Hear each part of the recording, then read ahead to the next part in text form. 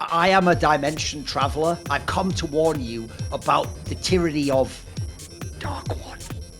You have to understand, he goes from dimension to dimension like me. He has the same ability to travel, but when he gets there, he always starts first as this humble figure to insinuate himself into the scene. Perhaps a run-of-the-mill player. He has the unassuming glasses, the disguise is complete, he has the pleb haircut. He even speaks in some sort of a strange, universalized accent due to all the timelines he's already conquered. And then what he does is he begins to craft his ascension, to build his brand. The Rat King, we call him. I don't know if... Listen, just remember that what I'm telling you now, this is going to be really important in the future. Then, once he gets big enough, he just takes over. Suddenly, he's the only thing in town. He's the only one you're watching. Everything falls by the wayside. He's capable of killing an entire region with a single mouse click. He's brought millionaire owners to their knees, pulling out their hair, screaming, "Why? Why?" as they see their investments disappear up into a puff of smoke. And then he moves on to the next universe. Now, let me just finally What?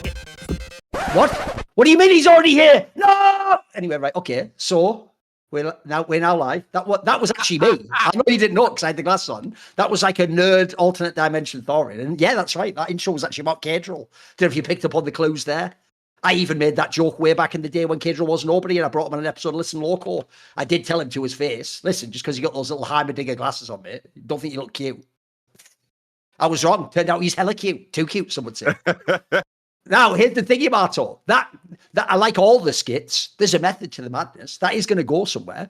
So obviously, the only league we have to talk about in terms of actually having played games is the LEC. So I was ready to hunker down, get ready. I won't go into why, but there's not any best damn league show anymore. So this is going to be the show we talk about LEC. It's our region. And obviously, there's loads of space still. Yeah, we'll preview the other regions that are starting, but we're going to get really deep in LEC. It's going to be an LEC episode, basically. So I was ready, watching the games. By the way, schedule, pretty interesting. Actually, some nice matchups early on. Wasn't that shit where you get the two best and the shittest team? No, you had some decent, like, parity. You had some interesting back for. Obviously, the problem is, before we can even get to that, there is a massive shadow, as the intro alluded to, like weighing over LEC and the whole European League of Legends region, which sadly has actually potentially diminished the league, which is, I saw actually the best way to put this was good old Gilligan, young boy Gilius, another guy who started off as an unassuming jungler. You know, he worked his way up. He just also looked like a generic guy out of a game.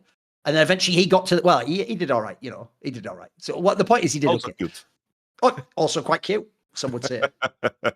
Anyway, this is the problem, is we actually have got to the point, bro, we Valorant now. If people don't know, here's the reference.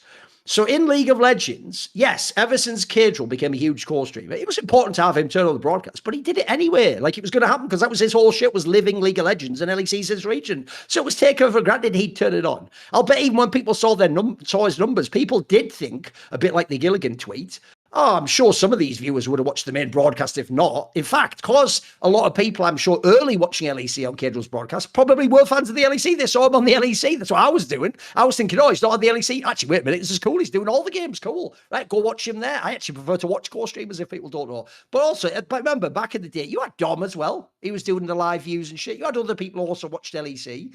The problem now is this. The reason I said we Valorant now is I'll give people two angles from Valorant, from NA and European Valorant, and you'll understand the analogy.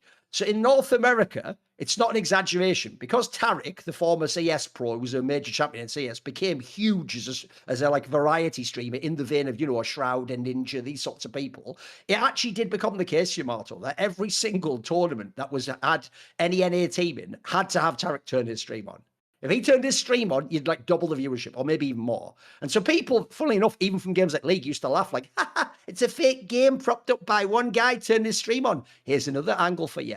Then, last year, I think it was, when they did, after the era where they were implying they were going to do an LCS LEC franchising, instead, people might know in Valorant, they did a partnership instead. You don't buy in for millions. By the way, this actually could have saved LEC because they could have had a Caedrel in as a partner now. But obviously, that ship sailed. We've already sold the slots for millions. People have paid. People have even sold the slots. So anyway, because in Valorant, you don't have that. You just get sort of granted a spot in the league based on your value.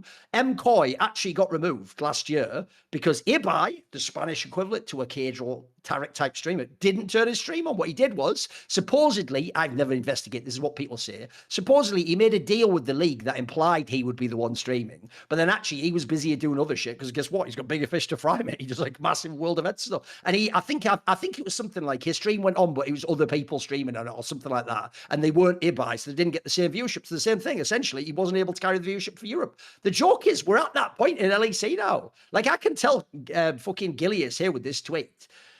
I don't know if he's doing that intentionally to be a conversation starter. I actually thought Gilius would know a bit more behind the scenes. Yes, Gilius, you're right. Like, you know where you are, like where those 100 people going. Those 100k people aren't LEC fans, bro. Those are Caedrel fans. Those are people who, like, the joke here would be the best way to do an A-B contrast that would show Gilius would be. There isn't, but imagine there was another tournament or another game that Caedrel decided to turn his stream on for at the same time as LEC. I imagine you'd get a lot of those views on that stream, bro. In fact, I even think, we can get into this, I even think the Los Ratones angle is slightly overblown. I mean, I'll put it this way, Yamato. Los Ratones did break off. They became witchcraft technically for this one last run. I think if you could, again, do an A-B comparison, if you could have Caedrel pick up a new team, doesn't even have to be as famous plus, just his team, and call it Los Ratones, and then you had Witchcraft separately compete in the MEA again, I think I know who I'm backing, bro. Witchcraft would have some viewership. You saw Reckless and Nemesis and you got some big, you'd even have Whippo, you'd have some names, but I think Caedrel would get the more viewership. His stream, whatever he was watching with his team, could be whoever the fuck you want. It could be Exocake or something, you know, it could be French Fire type line. I think they'd get more viewership. So let's start with this angle. We'll go into the LCK. What do you think about, like, essentially, it's sort of true what I said. Caedrel almost is Thanos, bro. He can just decide, right, there's LEC today. No, there's not LEC today. And by the way, that's not to blame him. He could do whatever the fuck he wants. He's not beholden to the LEC. He actually has all the leverage. So it's more actually a critique of the LEC. What do you think of this angle? Do you agree? Is it some angle I'm missing? No, I'm in agreement. I think partially because of how LEC has kind of ran itself too. I think in terms of like I always tap into the same word always when these conversations come up, is that people want and yearn for continuity in terms of where they invest the time in their entertainment, right? It's like there is a certain comfort in knowing when you tune into something that you have the same faces there, right? Like there was an adjustment period, you know, people like when I came onto the show and Monty's not doing it anymore, you know, there's an adjustment period, you know. Yeah, of course. In a couple of years, maybe people are going to be okay with my face here, you know, together with you. The adjustment period and obviously that point of continuity when it comes to what the LEC represents. I think that they have done a poor job of offering that sense of continuity to fans. I think whoever is a G2 fan is a G2 fan, but then it's a question of which broadcast do you choose to tune into to experience that fandom. I think that in terms of how people consume esports, we talked about before we went on, right? It's just in terms of it's an entertainment vehicle that is very meme driven, and you have a lot more freedom and flexibility when you do the co-stream angle. And no matter what you do, when you tune into Caedrel's stream, you know you're going to see his face there. And there's a big comfort in that continuity. While the LEC is often changing the casters, we have changing teams, changing players, and also the difficulty of League of Legends is the fact that the game is changing too. Sure. It can be very exhausting as a fan to take like 1 month off and then come back, and then it's like, what the hell is even going on my screen? Everything is so convoluted. You kind of want something that is very simple to latch onto, because being a League of Legends fan is very time consuming. I compare it to like CS. It's like I watch CS tournaments.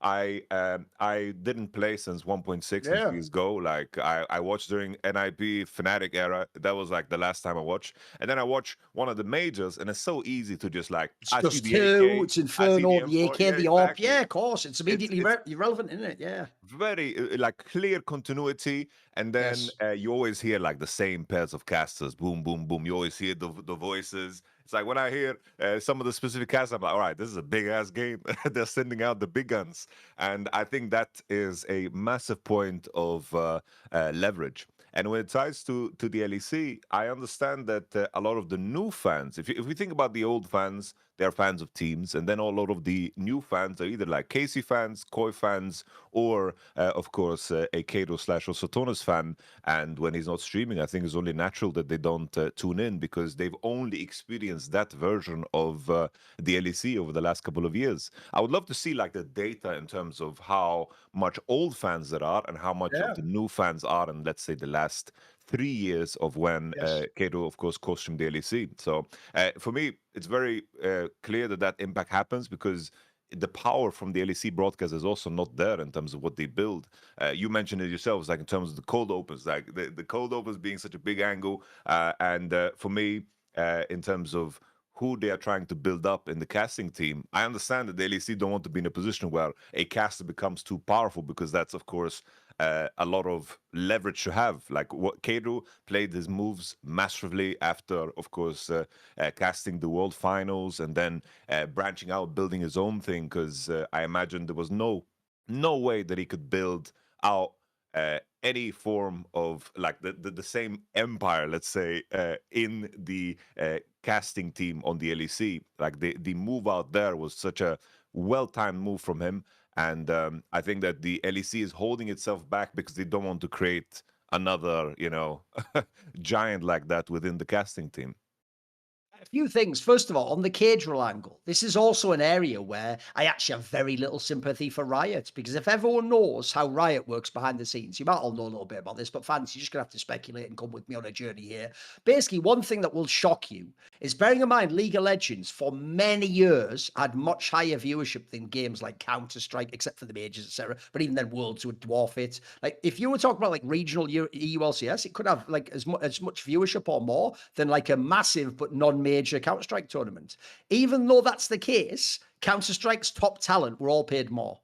They used to make more money. It's actually why Monty, Papa Smithy, Doa, etc., if you go back to 2016, are going to war with Riot publicly over how much you get paid to do international events. Because actually the amounts they were offering were below industry rates for whatever the aggregate would have been for StarCraft, CS, Dota, pick a bunch of games out there, PUBG maybe. And so as a result, the reason why I bring this up is because they already had Caedrel on the LEC broadcast. You fumbled it. You fumbled it. You had the fucking Kwisatz Haderach of your broadcast. And what you did was, back then, you didn't used to get paid that much, Yamato. What they used to do, Riot, sadly, was they always acted like their ecosystem was the whole world, and there wasn't other games that you could compare, and there wasn't any, like, contrast. So what they would act like is, it was like 2013, and you should just be happy that you can have a career where you get to talk about League of Legends, the game they made, and they own the rights to. And you know what? Hey, you're making good money, mate. You make more than you make in office. Maybe you make 80K. Maybe you make 75K. Maybe if you're amazing and you have the best, maybe you make 100K. People want to know something. I'll just throw this out there because it balls on your motherfucking face. If we go back in time 10 years, I was making over 200K, and I wasn't even doing all the events in Counter-Strike, bro. Because I used to do like E-League and fucking all the big. Because if people don't know, that standard day rate in Counter-Strike for years now, bro, decades, has been over $1,000 per day rate. Right? That is, I'd love to know how many LEC people are on that much now. Would you guess it's many? That's not even the top day rate now, Yamato. If you go in CS, you can go up to 1,500. Maybe if you're the biggest one, maybe you can even get 2,000 if it's like your home event and they do the deal with you. And you go. So anyway, the point is, that means, look, if you're someone like Medic, oh, you're going to take that. That's a good deal for you. You're going to take that. It actually might appropriate to your fame. Your fame comes from being on LEC. That might even make sense for both parties. The problem is, when you get a Caedrel, I'd even go further and say something like a Shox. I think, as you say already, it's going to be more of a bomber when she's not at the events, bro, when she's not at first stand, when she misses out on, say, an MSI or something. So Caedrel especially, though, bro, you could already tell, look, you couldn't know he'd be this big a streamer, but you could already get a sense for it because he already dominated the broadcast. I thought in those couple of years he did it. Like, he just became the guy. And as you noticed, he could do everything. He could be an analyst, he could be the caster, and he was just working on his skill set. Also, back then he had some crazy work ethic, and he hadn't really like fully unshackled his personality. He was just doing an awesome job with the content because that was the first thing he built up. Do you know the general rule in life? Build up a talent first, then build up the marketing and the social skills. You go that order. So the problem, I think, is this: if Riot had been forward thinking enough, just like in other regions, they actually should have kept certain talents, like maybe your Papa Smithies, your Monties, and your Doors, by paying them more. If I were them, bro, I would have just locked him down there because he was clearly the star of the show. I'd have gotten him on like a 3-year deal. Look, I'd pay him way more. Maybe you pay him like, 250K a year or something. The point is, if you could go back in a time machine with me now, like that intro guy, bro, and we go back to like 2018 or whatever it was, Riot would snap your hand off for that deal. They'd go, let's do that deal immediately. What, have no Caedrel core stream that rivals us, but he's on our broadcast from the viewership. And if you even made it fun, like you're saying, we're called up, he could even grow into the role he has on the actual fucking stream now. It would never be quite as much because it never could be his stream, but you could have had something in the middle. And the difference is right now, LEC 100% would be alive. Also, I think actually people like that, another secret of broadcast work is it's also fun to work with other people who are really good and are fun to work with. Like that's one of the actual other aspects of doing the broad. You don't want it to just feel like, oh, I'm doing a job. You want it to be like, I can't believe we get to play around with this shit and do fun skits and silly little things and have banter on air and build up personalities. Unfortunately, if you notice the last few years, I think unfortunately partly as a cost-cutting measure, it feels like Riot's actively gone against that though. Like, I actually feel like if you're the people who've done those things, then actually that hasn't really worked out for you. And they do want you to sort of just be like a company man and just, you know, just hit your lines when they tell you basically and do what you said in the production meeting. Like, I feel like they've made the broadcast almost actively a bit blander because they want it to feel like we can replace any of these parts of the machine with another one. And if we decide Nyamira and Troubling can't hit for now, then they're out. Don't worry about it. They're gone. Someone else is there just doing the line they would have said. And they would. Well, the problem if you do that is you don't build stars. You don't build an extra reason to watch the broadcast. Because one of the things I always prided myself on in Counter-Strike, I think I even proved it when I went and did the shitty little finish event in 2024, bro, my only event in CS2. I just did a little event in Finland where I think the best team there was ranked like 14th in the world. Bro, people were loving this event because the whole point is it was me, it was Richard Lewis, it was a guy called Maui who's sort of a protege of mine in Counter-Strike. We made it so it didn't matter what match it was. We were going to bring some entertainment. In fact, the shit of the match, the sillier we were going to be and do all crazy barbs. And that meant you had an extra reason to watch. At the moment, I think people only watch for the matches. And the joke in this case is they'd rather even so watch Caedrel whether he's watching the matches or not. So given those options, they're just not going to watch necessarily. They're not there to watch LEC. And then also, oh, by the way, I'll tell you another example of like a path that they could have gone down that they didn't. I can tell you, after Overwatch League, Doa, because remember, Doa and Monty left like only after a couple of years. Doa wanted to do League of Legends again, I can tell you, Yamato. And I think he would have moved, because he's already moved to America, he's been in Korea. I think he would have moved to any region. He would have come to LEC if he'd asked me. He would have done an LCS, certainly. I know this from talking to him. You could have had one of the best natural entertainment. By the way, he's one of the best people ever to just have in a group. And you say something funny and he throws a funny thing back because he's got one of those brains that works in that, you know, knows all the nerd references. You know, he's tuned into like the kind of millennial humor that people enjoy. There's another person you could have just had on your broadcast quite cheaply, but you just don't. You turn them away and you bring in new people or guys who are just generic caster 17 or whatever. You can never know who these people are. They come and go every year or two. So the other thing I would say is this. When you were saying earlier about G2 fans, bro, I think the biggest thing Caedrel's actually exposed is that there are Caedrel and Ibai and Giant Street and Kometo type fans. To me, they're more like Kai Cenat fans, bro. They're not watching whatever Kai Cenat's watching. They're watching Kai Cenat. He could turn on to fucking tic-tac-toe and they'd be watching that. Well, even before they were watching an NBA game. They're not actually NBA fans. They're Kai Cenat fans. So the difference is G2 doesn't have those fans, bro. They've never had those fans. I even think G2's fan base is actually slightly overrated. If you take away that level of the Ibais, the Kometos, the Caedrel, they might still have the biggest fan base because they've been so successful. But one, their entire identity is we win the league. That's not a fan identity, bro. Like, you see it to this day. Man United has been a million miles from winning the Premier League for like fucking 10 years at this point. They have loads of fans. They have more fans than Man City, who's won all the Premier Leagues, bro. That's real. That's because those people are Man United fans. They're not just there to see them win the championship. The joke is Man City fans aren't even there to see them win the championship. Their stadium's not even full most of the time if people don't know, even though they've had like absurd amounts of success. So I think G2 actually was slightly overrated in this sense. One, their social media was really fun for fans, but also, as well as winning, they did also build that fan base off having the greatest players in the history of European League of Legends. Like, they have the Hall of Fame, bro. Even the best in the West era was like a stacked roster. Then the super team, listen, that's beyond the pale. But put it this way, if you have the super team right around the time Caedrel's coming over, by the way, and you don't get a Caedrel type viral audience, then you're never going to. You're just going to be the best team with some of the, and if you have the biggest players, you're going to have a lot of popularity there, but you're never going to, if you notice, even they as an organic team can't break out into this Caedrel level and carry the league. They can't, unfortunately. Which isn't to blame them.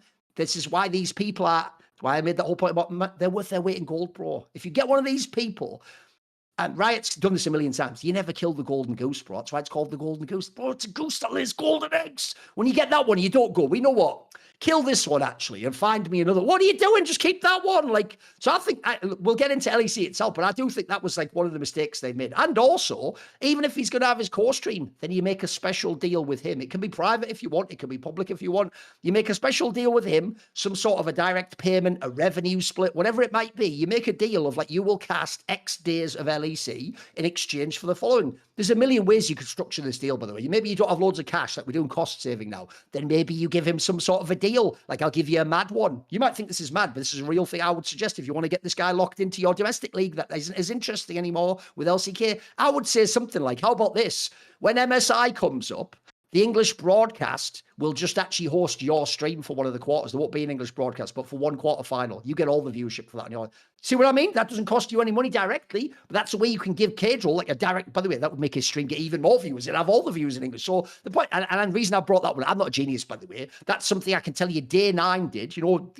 TES's brother at the beginning of StarCraft 2. Day 9 was the biggest content creator. He used to do videos every day, did a massive stream. I can tell you, he went and did an IEM event, an ESL, one of those like IEMs in like Hanover, Germany. And the insane thing is, because he was bigger than IEM and they needed him on the broadcast, they gave him some mad deal, Yamato. Like the VODs went on his channel. What? Like something mental like that, bro. Like not on like I think he might have also gone the ESL, but he like got the VODs on his channel. Like that's like some like fucking you're the show. The tournament, bro. That's nuts. Yeah. So as a result, I'm not surprised he said yes. He got the day rate and he got the fucking VODs like to keep forever. So the point is, there's other ways you could have gone with this. I mean, you've been in and out of LEC over the years. I'm sure behind the scenes, these people wish they could be involved in skates and building it up and giving LEC a unique personality, right? No, 100%. It's like Dracos, Verius, Medic. Like these guys are some of the most creative people I've ever met. It's like they whenever they get the agency to do something, they deliver big time. Like even as simple as like thinking back to some of the rap battles or the music that they release, like "Reckless with Your Heart," like all that jazz. It's like this is just them being given an opportunity to really add a lot of flair to things.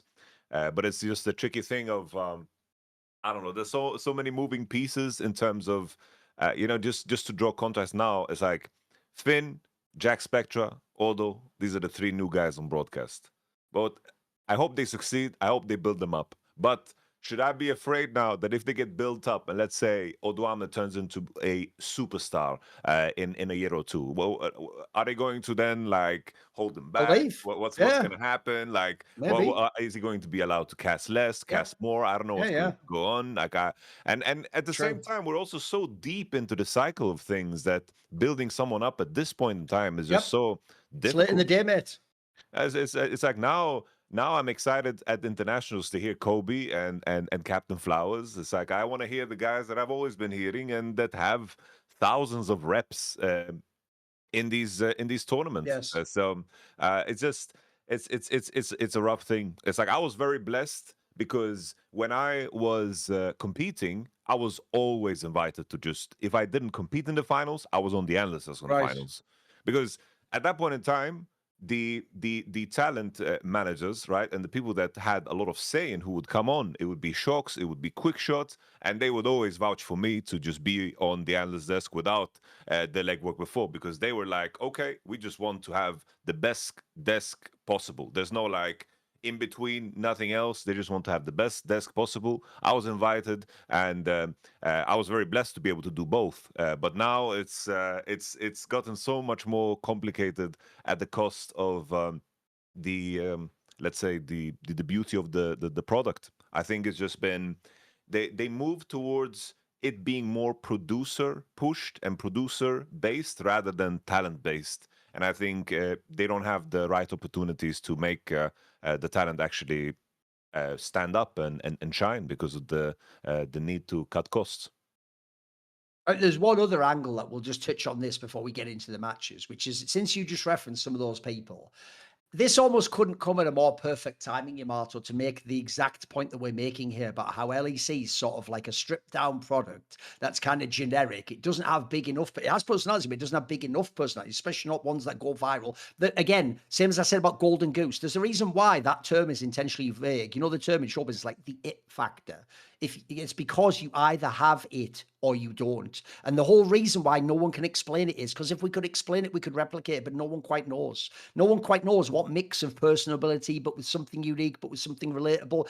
There's something special about that concoction. And also it's very, very rare you can ever develop that, by the way. Like the joke is, even though I went from a super autistic off camera, I used to only do written stuff, or even when I interviewed, if you ever saw, maybe you remember back in the day, my interviews, I never was on camera, bro. I was just a voice behind the camera. I didn't even put a shot of me. You wouldn't even see a photo of me. I wouldn't be at the event in that sense. So I was able to become an on-camera person and become funny and social. But you'll notice I've never had the full it though. Like on Counter-Strike discs I do, because that was a unique domain, and also it was quite a buttoned up arena.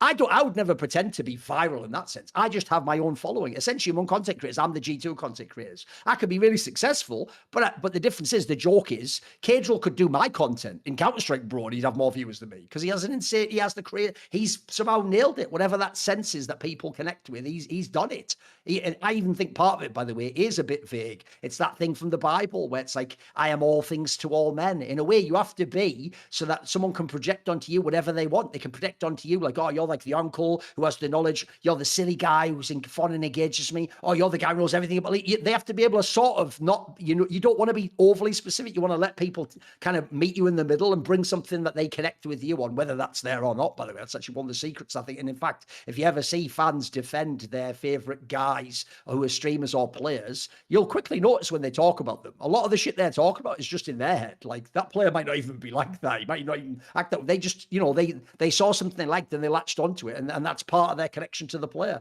Right. One of the other examples of this is people were really sad when Euphoria, the long-running EU podcast, went away. Obviously, listen, there's cost angles make perfect sense. It was in a studio. I believe people were even paid to do it. If people don't know, by the way, I had to make many, many, many, many years of podcasts before I could ever monetize them. You have to start that as a passion project. If you're making it, you have to pay people out the gate, like, let's say, like hundreds of dollars or thousands of dollars an episode. It's going to be really hard to ever make that make sense. Then also, you're not getting crazy viewership. The numbers were going down on that. And you just don't have as big names as you had before. Like, believe it or not, actually underrated. When I actually thought when Froscora left that podcast, it started to have problems, mate. She was a contentious person. She's a disagreeable person. That's brilliant for podcasts, I can tell you right now. If you notice on some of my shows, I love to have people. There's a guy in Counter-Strike called Casada. I've basically made a star doing this because he's just a grumpy old fucking Serbian boomer who's on some like back in my day shit. But that makes it mega when you then have like, I have Maui things like the young up and coming analyst who's all like trying to connect with the Zoom. That makes that friction is fucking fire. That's half why you watch the show. So one of the problems is you had Euphoria, which was its own thing. It started out. Good news, it's back. It's not called Euphoria. It's called the LEC Podcast. Well, okay, Thorn, but what is the LEC Podcast called? The LEC Podcast. Yeah, I know that, but I'm just asking what's it called, though. It's like a fucking SNL skit. But they didn't even do a cold open on that. That cold open's funnier than the... It's just called the LEC Podcast. What in the world? Bro, this is like, imagine my guy from the intro. Imagine he dimension jumps and he goes to some nightmare 1984 style society that's controlled and every product's named by the government. Enjoy your LEC podcast, citizen. Oh, okay, thank you. LEC podcast host 1. Like, what is this? This is too generic. It has to have a foot. It doesn't have to be Euphoria, bro, but pick something, best. How about this? Like the only Western region or something. Get cheeky. Caps' backyard, whatever you want to call it. Make it fun. Make it so. Just the LEC podcast. That name already, by the way, is Death.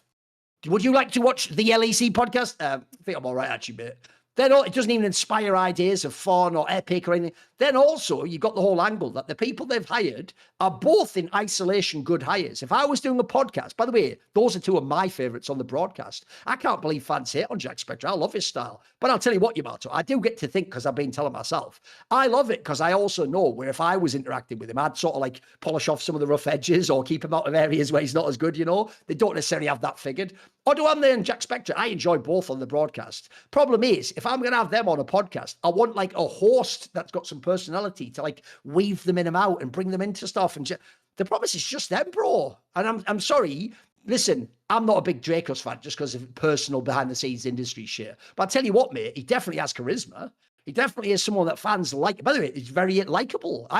The joke is, I don't like him as a person, but when I watch his content, I'm like, I like that guy. Wait, shit, that's just the way broadcast works. That's the way consuming things work. So when you consume it, you turn off the other parts of your brain. So the LEC podcast itself, mate, is almost like a mirror of the LEC. It's just kind of, it's all right. It's a bit generic. It's uninspired. Are people going to watch it? Probably not. Which was I talking about there, guys? The LEC or the LEC podcast? Thoughts?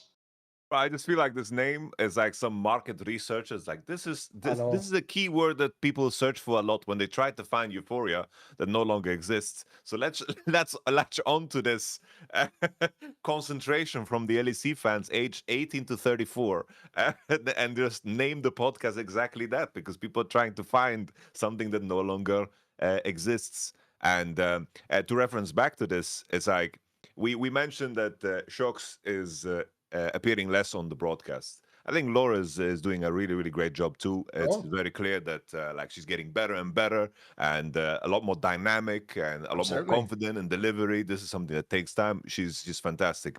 But I can also say from my time when I was working with Shocks, like the elegance and the grace of how she works is making everyone's job so damn easy on the desk.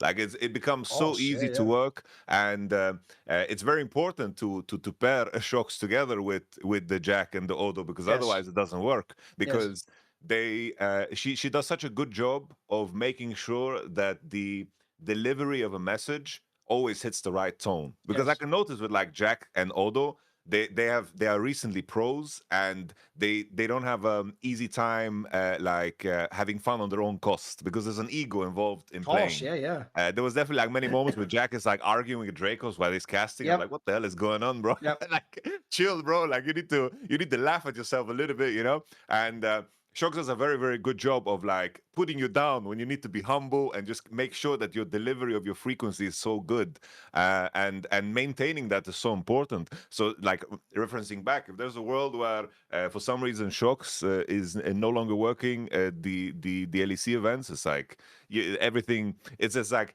if it didn't showcase already that everything is in decline, this would be like the biggest red flag ever. You know, this is the ice capsules are melting, and you know, the Netherlands are gone, bro. Like Thorin is swimming away, you know, in this LEC world. But to bring it back to the initial thing, is just like the LEC podcast, the name. I just. Like even something as simple as you know, not continuing with Shakarez, who did like these LEC pop quizzes, and they really tapped into fun shoulder content. They tapped into something so good, and then they said, you know what, we can just recreate that without the creative guy, and it just hasn't hit at all. The same frequency hasn't hit at all. I don't get excited when it gets released, and usually in terms of what kind of content you want to create, it's like at this point in time, you want to make the content that the creators want to react to, because that's how it goes viral. And they've lost that frequency too. It's that's how I. Because I mainly watch VODs, Yamato, I don't tend to watch broadcast live because I do so many esports. One of the only ways I even discovered that content was watching people like Dom do them on the street, and people like Caedrel do it like, hey guys, I haven't seen this, so let's do it all together. And I actually realized, you're right, it's actually perfect fodder also for your co-streamers. And it's like now it's like it just lost its soul. Like that's the main thing. And I can't help but feel if the creative people, the casters, actually had more say, and they had more power in terms of how they could definitely do more. Done. Absolutely, yes. I think they could have done so much more. I agree. And I just can't help but feel that from the outside that this is entirely driven by people we don't see. And these homies, they are good at what they do, but they are boring. They're very, very boring. And it's kind of like they've created a skeleton broadcast that they can just fill in with people, rather than building the broadcast around the people that they have. And there's no way of making stars in such an environment. Yeah, I'll start on the last thing so we can just get all the points you talked about. On the last thing about who actually runs and makes the decisions of the LEC, that is actually the saddest thing, Yamato. You'll notice this has happened with many different creative fields, where you have a brilliant movie franchise, you have a brilliant like TV series, you have a video game thing. Because they get so successful early, what actually ruins these franchises, Yamato, is they make too much money. And what happens when you make too much money is the person who was funding the project where it made too much money inevitably goes I want future sequels to make as much money or more. So they bring in people who aren't creative. They're business people. And what the business people do, unfortunately, is they don't understand creativity is this like fleeting thing that comes and goes and attaches to certain people in moments. And you've got to sort of create like an open environment where people don't feel pressured and they have like space to create and they're able to sort of like play with the boundaries and the light. And because they don't understand that, they see creativity as if it was like energy flow or the internet coming into your apartment. It should come at this exact rate and I'm going to manufacture it so it comes on this day, at this time, at this exact frequency. And they don't realize that's not how creativity works. So what happens is the suits, as it were in this case, versus the creatives. The suits start doing things like I was saying earlier, like they start just thinking that you can categorize it. Oh, what is Caedrel actually, right? So he was an ex-pro. He started out as kind of like a nerdy guy doing the strats side, the macro, and then he developed into a character on person. Oh, you know what? Fuck it. Oh, no, I'm there. There you go. He was a veteran pro. He was an excellent player. He can do the in-depth draft side, and, you know, we'll develop him into a talent by giving him the special shot. That's not how that necessarily works. Like, you can't really account for things in that way. So, first of all, creatives, it's why Game of Thrones ends up getting shit, and Star Wars is shit, and half the video games is shit now, because eventually they try to cynically create a formula. But if you go back in a time machine, the guy who made that thing in the first place wasn't working with those parameters. He didn't have those motivating factors, and he didn't have people telling him, do it this way. That's actually why everything great was created in the first place, because someone did it differently. But the joke is every single thing becomes, stop doing it differently, now just do it that way. So that doesn't work. Also, on the thing you said about shocks, it's kind of what I was making the point of on the podcast. The most underrated people in esports, I'll toot my own horn here a little bit, is people who can actually help others be good. And think of the analogy in basketball, the point guard, he's the one who sets up the shots. If you want a football one, Shocks is like the best holding midfielder in the world. If you bring in like Odoam, there's some like fucking, you know, like wing back who can do a bit of attacking.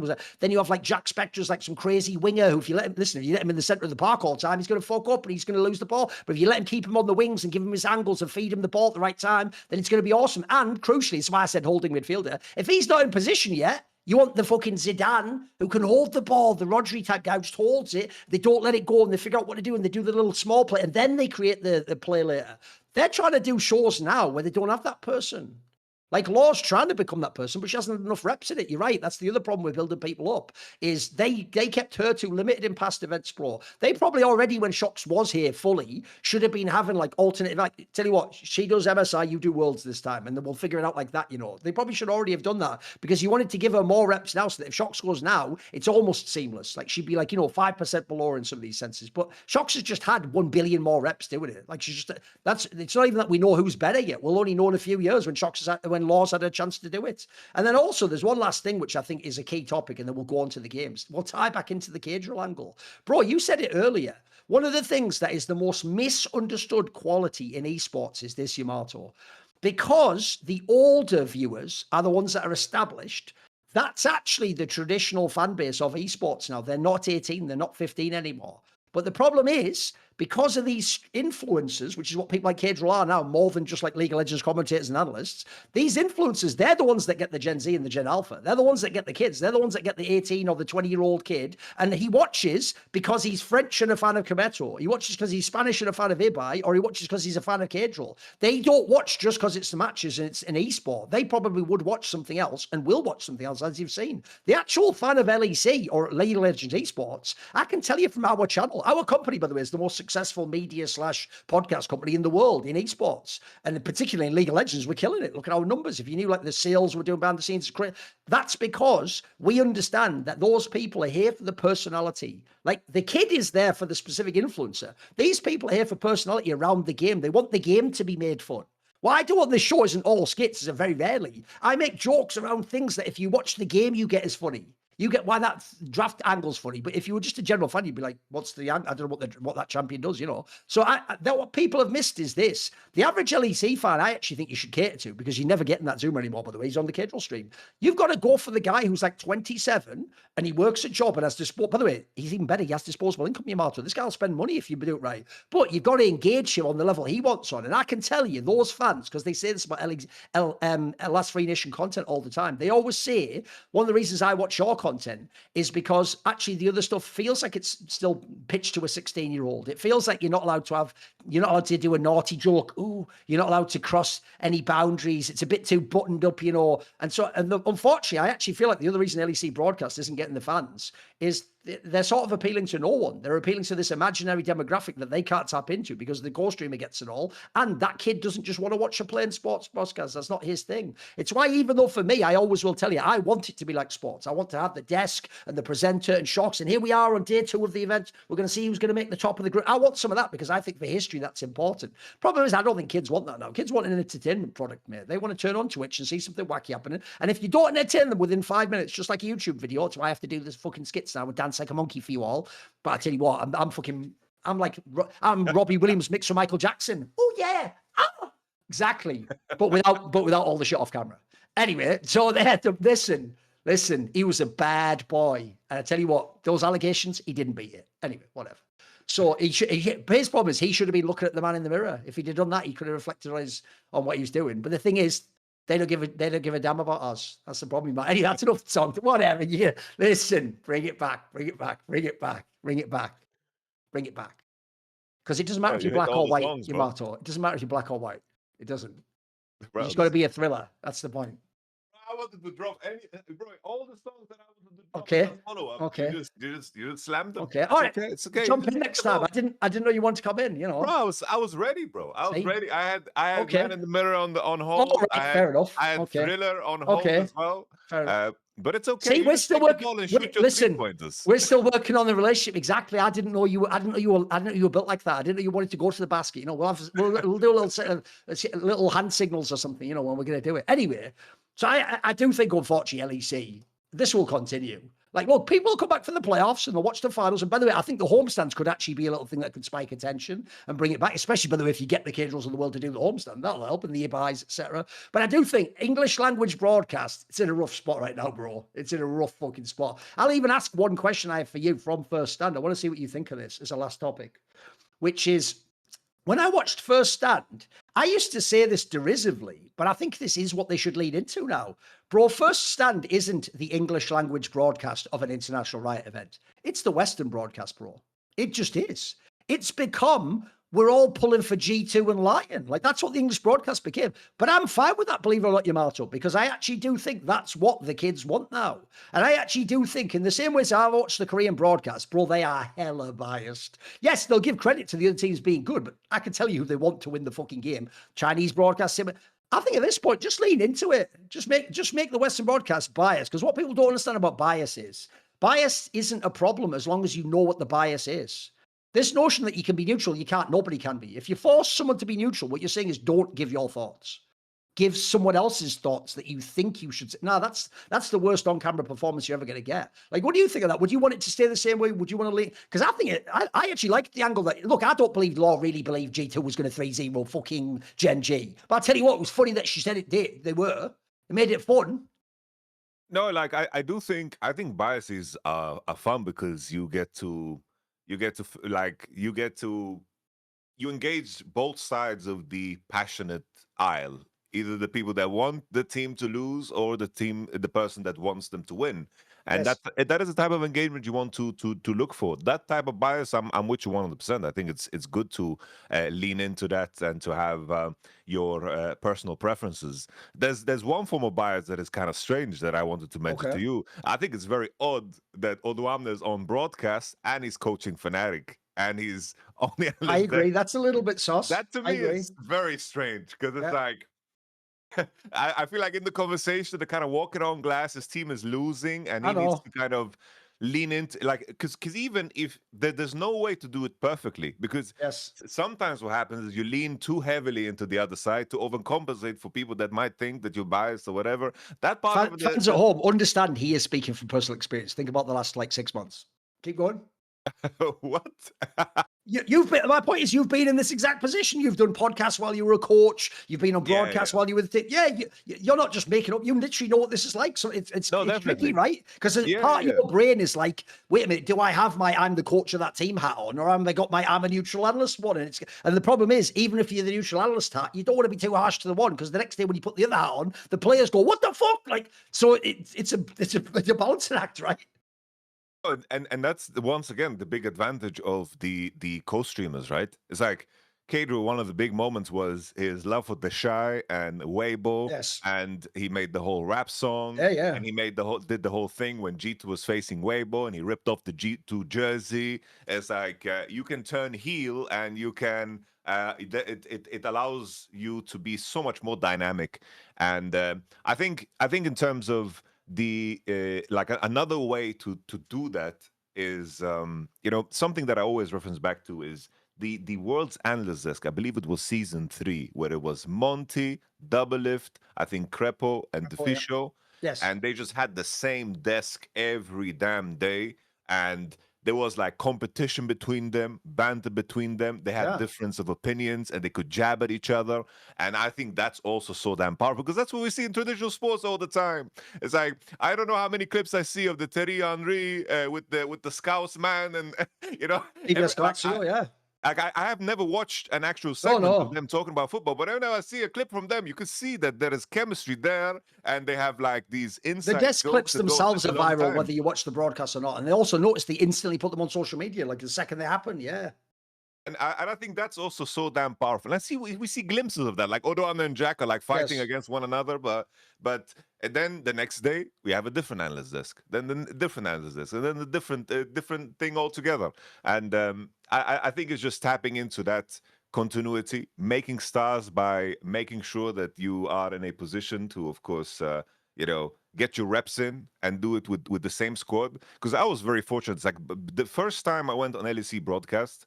So I did an interview maybe when I was a player, but I was like, whatever. But then in season 4, I basically did my outlier thing where I was casting the LEC and LCS, like EU LCS and NALCS in Swedish, where basically we had no analyst desk. It was just me and my co-caster. We did 12 hours days. 12-hour days. We did it 5 days a week, and we just slammed them.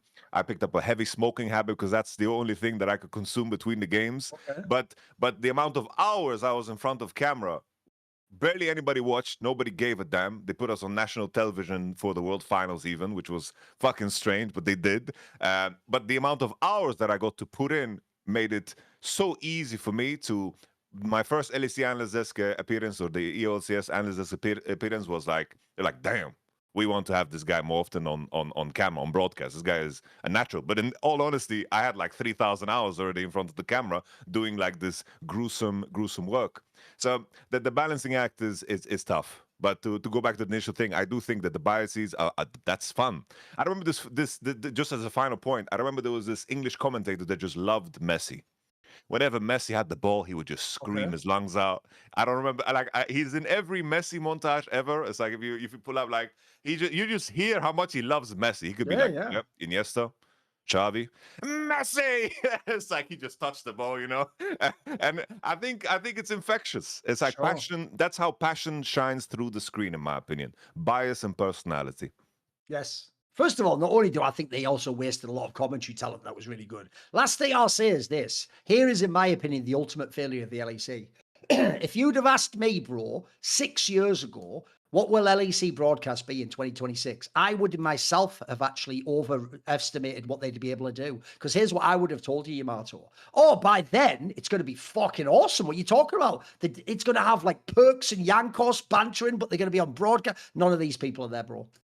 Like, literally, you got Odoam there. Now, I fuck with Odoam there, but he was never at the star level of those people. He never had, again, he doesn't have the same crazy charisma they do. Think about it. That was when they were players, and it was G2 and HUK, that was one of the things that started the fucking LEC banter era, was those fuckers going on broadcast, sniping at each other, then blocking each other on Twitter. Like, that's even what formed the G2 shit talking thing. They should be fucking Thierry Henry and Micah Richards. That would be unbelievable. If you put them with Shocks and then throw in, a nerdy expert like a Jax, but then you'll have an awesome broadcast. podcast, mate. Because again, like you're saying, then you can do shit like, then fucking Perks can be like, well, yeah, because, you of course only won when I joined the team or whatever. And then Oduamna can be like, winning, I beat G2 without joining them. You can have all sorts of banter. Anyway, that's all well and good. We've talked about all the sort of meat and potatoes of the LEC there, but you've always got to remember, Yamato, to get your greens in as well. Do you have any thoughts on that? I was going down the path of watching all the Scorsese movies after, Okay. of course, watching Killers of the Flower Moon. Very, very good movie, interesting movie. I was watching Wolf of Wall Street, which isn't super old, but there's a scene, in the beginning where Leonardo DiCaprio like lands his helicopter and he's like completely like fucked up because he did all kinds of drugs and who knows how much he partied and whatever. He lands his helicopter on his lawn, wakes up his children, his wife, goes to sleep, and then wakes up the next morning. And then he has to like shake all that off, all the mess that he's been through, this disaster of a night. Obviously, his system is completely shot. He has this morning routine that just gets him back into gear. Eye drops, all these type of vicious things to get him back into gear, sauna, sweat it all out. For me, the equivalent, obviously, I stay at home most of the time, but sometimes I have nights where I stay up till 6 a.m. because I'm grinding in World of Warcraft or playing League of Legends. And that's the equivalent of me landing my chopper when I go to bed after falling asleep in my chair.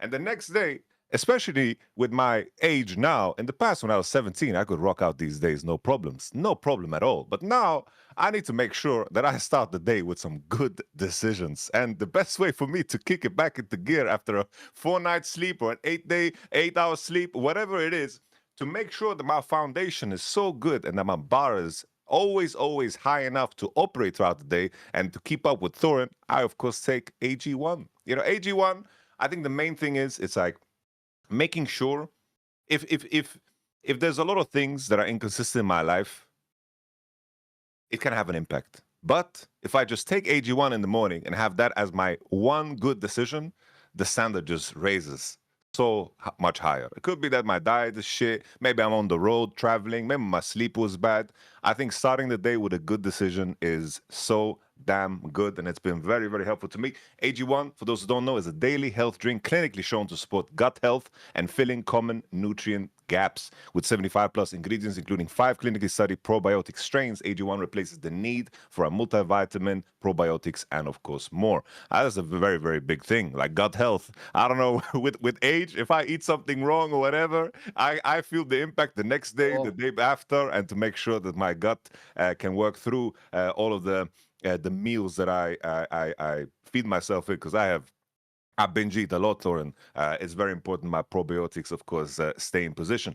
I already mentioned how AG1 is just a simply daily anchor that brings consistency into your routine shifts. It's very challenging to stay with the schedule shifts and everything that goes on, especially on my end. Sometimes I have to wake up at 7 a.m. Sometimes I wake up at 9 a.m., whatever. And when you sleep and all of the things in your life are chaotic, it's hard to make sure that all of those positive things, all those good routines are in place. So anchoring all of that into one thing makes it so much easier to make sure that you start the day just right.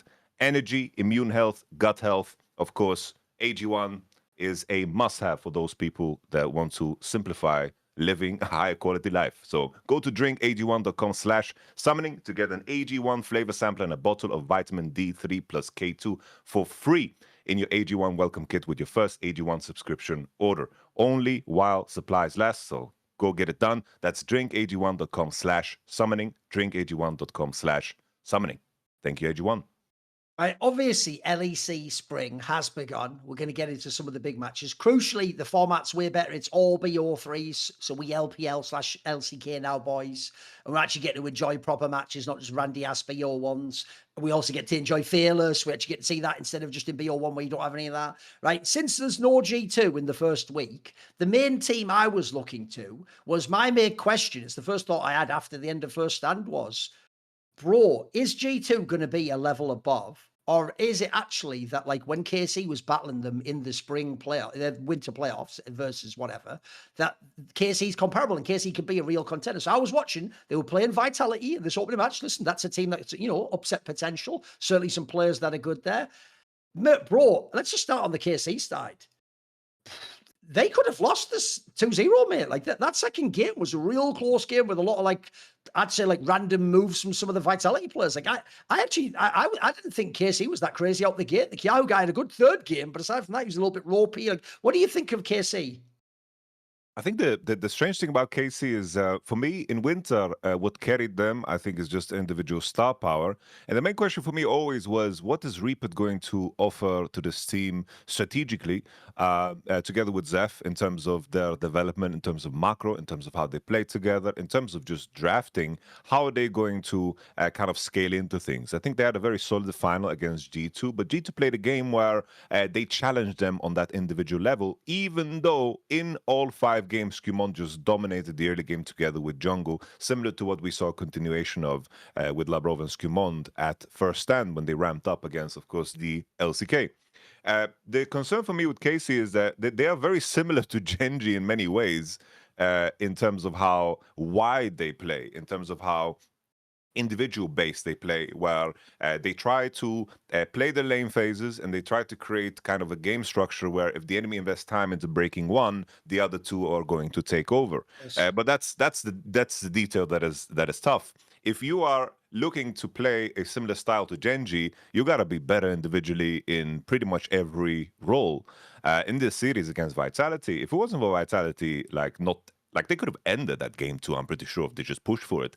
They were in good positions. Vitality, in my opinion, looked like the better team out of the series. Of course, Vitality stumbling and tripping over themselves is definitely like a thing.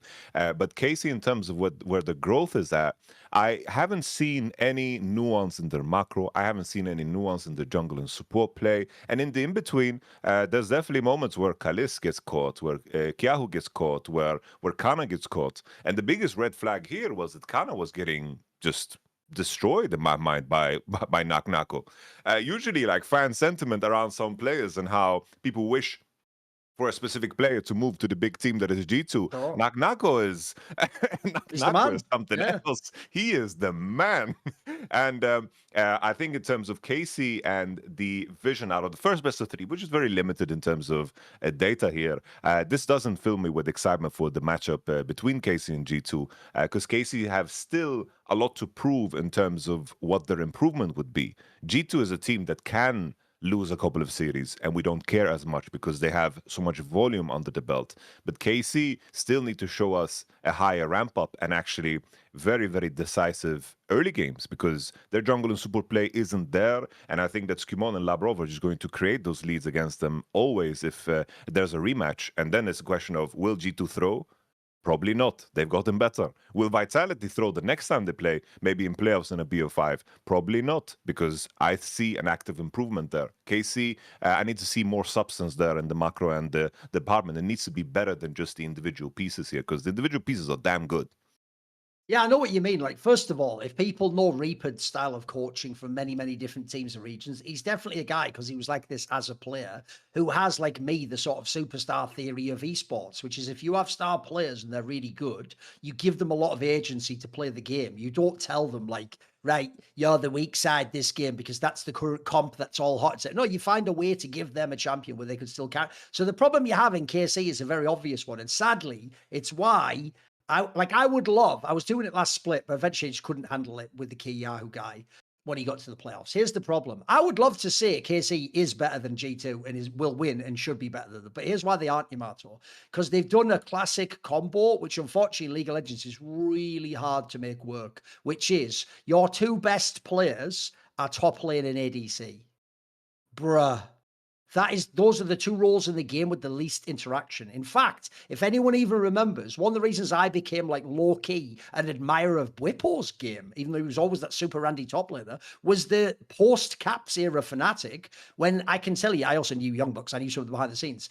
Bwipo actually would be like a second jungler to gank for Reckless in bot lane. Sometimes he would just roam like a Psy on the whole map down. And I used to think, fuck, these 2 roles never interact, bro. That's like a crazy way to kind of make that work. So the problem you have in this team is, first of all, like you're saying, Yamato, if you have those 2 players, Kana and Kalist, you're going to play on their lanes. You're not going to tell them, like, it's group all the time, let's do some MKoi shit and mix skirmish. You're going to let them get their farming advantages, because normally, except when he's playing Naknako, Kana's going to be the better player in every top lane matchup. You got a power bot lane, so of course you're going to play that way. So that makes perfect sense why you would do it. But then here's the killer. If we do that, the dream is that our mid laner is a super experienced, self-reliant mid who's like, you do your thing, I do my. That's who Chovy is. Kiai isn't that guy yet, mate. And in fact, in their team right now, I don't know how much they do it, but I think they're going to have to. I think eventually, if he doesn't really actually show he's the best mid laner in the LEC, you're going to end up using a lot of your like your Yike and your Bussy or Rome type resources on this guy. You're going to have to prop him up, you're going to have to keep him safe. You're going to have to get him ahead. Because I think you, put it this way, you were saying, I agree. I think not only did Vitality outplay them, mate, Humanoid was better than Kiahu in this series. People might want to criticize Humanoid, but I'll tell you what, the floor of his game is still legit though. Like, he's not some bomb, mate. He'll still turn up like this. And I'm sorry, he is a better mid laner than Kiao. He's definitely a better star mid laner. And I think you saw it in this match. Like, they won this match, but this is one of those ones, even though it's only the first one, where there's just a few red flags there for later in the season, right? Oh no, definitely. We're just always looking at the progression, and I'm looking at their counterpart, right? Because we had the big discussion over who is going to make MSI, and I know that Koi dropped their series against Navi, but when I'm looking at the form of Jojapune right now, I'm thinking to myself, damn, like Jojapune is playing so well that I can see a world where they could beat KC in a playoff series. Like in terms of MKoi and their potential growth and how I can project them moving forward, I could see them ending ahead of KC at this rate. I would still favor KC because I would like to see more series, but still, it's like with Jojapune's form, like that's a massive green flag for MKoi's story in terms of them beating KC when it comes down to it. I can see Jojapune just being the difference maker because I think he's playing way better than Kaho. And Jojapune has had periods where his form has been bad, but when it's good, it kind of stands tall and it stays long. So I'm excited to see Jojapune play more because currently what he did in these two series was phenomenal. No, I'll actually use that as a springboard because here's my prediction. In like 2 years, I think it'll be about 2 years personally. That'll also be when Caps' contract is up, right? I think if you are G2 in 2 years, the way we will know if you're still G2 like we think of, like the status is crazy, everyone wants to play for you, is if the following happens. In 2 years, the traditional carries of G2 shouldn't be Broken Blade, Hansama, Caps. They should be Naknako, Jojopion, and Kalist. If you're G2 and you're still G2, you'll have those players, and then you'll have your own second dynasty, and you'll be on top again, and for years, and the joke will be, Fnatic fans will still be complaining that they don't get to win the league. That'll still be the thing. But I'll tell you what, let's go the other way, though. If you were, by the way, to just take the two things you just said and combine them, bro, if KC could get Jojopion, then I would go back and I would be saying they're going to be better than G2. Like they can win this whole league. They can be the team that nationally could do some shit. Because I do think that is like a young. Let's start to talk a bit about Vitality. Let's start on the angle you were on there, right? On the Best Damn League show, when I did it last year, from the beginning, actually, it was always an angle that, what's his name? Peter Dunn was always hyping the fuck out of Naknako. Even though, by the way, like if everyone remembers, he had an infamous Yasuo game early where he tried to carry and he got his shit pushed in. Like there were some moments where it's like, these are kind of red flags though, Peter. Like, bro, what's he doing? But what Peter liked, and I can appreciate this now especially, is this guy came into the league like, look, I'm not there yet because I haven't got the experience. I don't know what I don't know. But I tell you what, I'm going to be a star in this league one day. Like, give me the fucking pick, coach. Don't tell me the weak side. I'm not that guy. I'm a carry. You give me the picks that I need, and I will. And I think split by split by split, he has gotten better and better and better. And if Canna, who remember is Korean, he's not even really supposed to be in the LEC. He's not a European talent. If Canna wasn't here, mate, this guy would be the best top laner. Like, he might even be now. I mean, we've only seen one series, but he's shown signs he could get there. It's why also, look, the joke is, Caps is okay because he had the international performance. And Sama's not bad. I do think the number one person who's under pressure is Broken Blade because Vitality so far hasn't shown they're going to win the league. So I think actually Naknako, the second his contract's up, again, you go, the old move would be he's in G2, isn't he? And suddenly you've reignited G2 with the car because this guy is a stud. Like, you got to love his game, bro. I remember when I was watching him before the first season that he played in the LEC, I was watching him just in Champions Queue, and mechanically he was super talented. Like he was outlaning some of the best players that were here during the boot camp, and he would lane well into like Chinese top laners and Korean top laners, and I was very impressed. But always the main thing that would just make him lose games, which is always the case for ERL top laners and inexperienced top laners, just knowing where to be, which wave to push, and how to pressure into mid, and how to play the actual team fight. But in terms of where the changes have happened, it's like I always say that Bin and Zeus have been buffed by this year's changes in terms of making top lane a lot more isolated. Yes. That applies to Naknako exactly the same. His game is a lot more streamlined. There's in terms of him enacting his lane pressure, like even from the scrims that we played, like Baus said that there's like he doesn't care about any top laner. There was just Naknako that was giving him trouble. Like all the other top laners, no problem at all. It was just Naknako that just really has every like detail and nuance of how to squeeze the matchup and really, really put like his boot on your neck in a way that makes you very, very uncomfortable. And you know, in a lane swap meta like we saw last year, that can be a detriment. You put yourself in a position where you try to overreach and you try to get that lead, and in reality, you should have based and gone bot because enemy bot lane base too. That is completely out of the picture. So Naknako now is enabled in a way that a lot of top laners that were as talented as him at certain times in the last years weren't enabled. So he doesn't need to learn the nuances of when to TP and all these things, even though he does this pretty damn well, but it's a lot more streamlined. And I think Naknako now is just taking over. I think the same thing can be said. You can see this like globally in the sense that the top laners that have the mechanical skill are going to be better and better because they will just find deeper cuts in terms of what the counters are. And if we think about Broken Blade, he is the one that is a very specific role player on G2, and he does that job very, very good. But what happens if the meta shifts just a little bit? Let's say Sound gets nerfed and the counter to Kisante is a little bit too rough, or it gets out of the pool, and then you're challenged in skill matchups. That's when the wake-up call will happen. But considering Broken Blade held his own against some of the best top laners in the damn world, I think it's still going to take some time before he gets cracked at that level. Normally in Vitality, I think, especially with this roster, the emphasis is on the solo laners because you've got Naknako's the up-and-coming one, and humanoid people wonder how much is left in the tank. Bro, the other series they played, this Heretics one, was all about the fucking bot lane. That was a fucking monster performance. Not only was Kazi just smurfing on his champs, but the fucking... Tell you what, Fleshy hasn't done a whole lot while he's been in this team. A lot of people probably think he's whatever, you know. That Bard game was fucking... He was cooking, bro. I'm enjoying like Vitality and MKoi to me are the most fun teams to watch.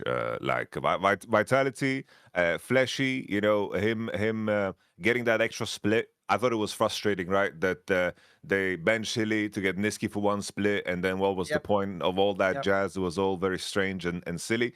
But then they got one more split for Fleshy in summer, which was like solid. It seems to pay itself off. And that Caedrel Bard game was phenomenal. It feels good when you watch Vitality and they come into a game with a very specific draft where they have very, very strong lane matchups, and you know that they're going to deliver in terms of what the early game should bring. And as long as they are building up consistency in these things, and they kind of solidify their peaks and make sure that that's the baseline, especially through their early game, and then playing a more simple late game, I think that Vitality right now looks like a clear number 4 above everybody else based on the small data that we have. And I'm with you. Fleshy looked really, really good. I think Linsas as well. I think in terms of hitting the beats and being a part of the jungle and connecting with the jungle support is clearly there, and they are getting leads in every damn game that they are playing. And then another interesting team is obviously one of the revelations of the LEC versus tournament was Na'Vi. Because Na'Vi and the BO1s were like, holy fuck. Like, when you looked at their roster before the split began, nobody thought they were actually going to win like loads of games. They was just supposed to be like a mid-pack team if things went well. Remember, they had Poppy, who was like a very uninspiring play. Still not that great now. The problem is, though, it's because no one could appreciate how good this Riot guy was going to be. This guy's fucking smurfed on the league. So if we talk a bit about the MKoi series they had there, right? First of all, some great performances by Na'Vi players. But I have to say, the thing that did dominate the series for me was This is why it's so hard to actually put your faith in MKoi Yamato, because they're capable of playing really great CS, but I think they have too much chaos in their team, because this series was a fucking nightmare if you wanted to watch MKoi win. Like Jojo was even playing well, mate, but he just had no chance. Like he actually was an Elo helmet. There were some outrageous mistakes in this series. Now, from MKoi's side, it was quite disappointing. It's like we had this interview that came out from Melze, where he pretty much said that with how Midwin and of course Super are Yep. playing right now, they're not gonna get re-signed away, Yeah. which is a baller thing to say in an I interview, agree. because Yep. the justification for it is so sound. He said that we all made commitments for what we wanted to be, and we basically signed our name on this pledge that we wanted to be the best team in the league and to do well internationally. And they are not hitting that bar right now. And it's a baller thing to say, because Super was also asked about it, and he said, "You know what? I'm gonna prove him wrong. Like, this is the bar that we set." Elioya was in agreement with it too, and I think that's a very, very nice way to work. But in regards to the contrast to this series, like this was a series that they should have won. They were in very good positions. They had very nice leads. It's like with your mid laner playing the Orianna Azir matchup that well, and the gap in mid lane being that big, you better be in a position to just win the damn series. It's like Yep. if the mid differential is that big, I think that Navi strategically in game number 3 had a very, very nice draft with the Zara Khan angle, but still, even in that game, I felt like MKoi should be able to snowball that one and lead it into a success in that particular game. I think that MKoi, for me, I have seen them so many times kind of stumble in the first parts of the tournament, even when it comes to the split that they won last year. In the regular split, they didn't look sharp at all, and even in the first best of 5 that they played, they didn't look as sharp. So this is a team that, once again, similar to G2, just because they played together now for quite some time, with the addition of even with Georgia Pune on the team, I do think that this is a team that is going to bounce back. So even though it looks ugly, I don't have concerns on MKoi. And then to follow up on Navi, I just wanted to follow up on Navi. Like, for me, these victories, even though they're at the top of the standing because they have two match wins, 2 series wins, right? I was not so convinced by this. I think like a thing that I always notice is that when you have Korean players, they come into the league, and then the first split that they play, they perform very, very well. That's because they just come off of an off season where they're grinding the solo queue ladder in Korea, and that they come in and they're very sharp on the meta that is played. In the last split, we had, of course, the Azir, Talia, Ryze, Orianna. If you were sharp on these champions, then you were good to go. And this is what Poby was good on. This is what Kiaho was good on. But now the meta has shifted. Orianna's banned often. Ryze is banned often. Talia is definitely weaker. Very, very weak champion right now. And then Azir is like in the in-between. People are still playing it, but at the same time, it's quite weak, as we saw in first, and people are just ignoring this champion. And now I'm looking at Navi. I think that in terms of their recipe, it's been quite exposed. Riot is the biggest driving force in terms of their successes.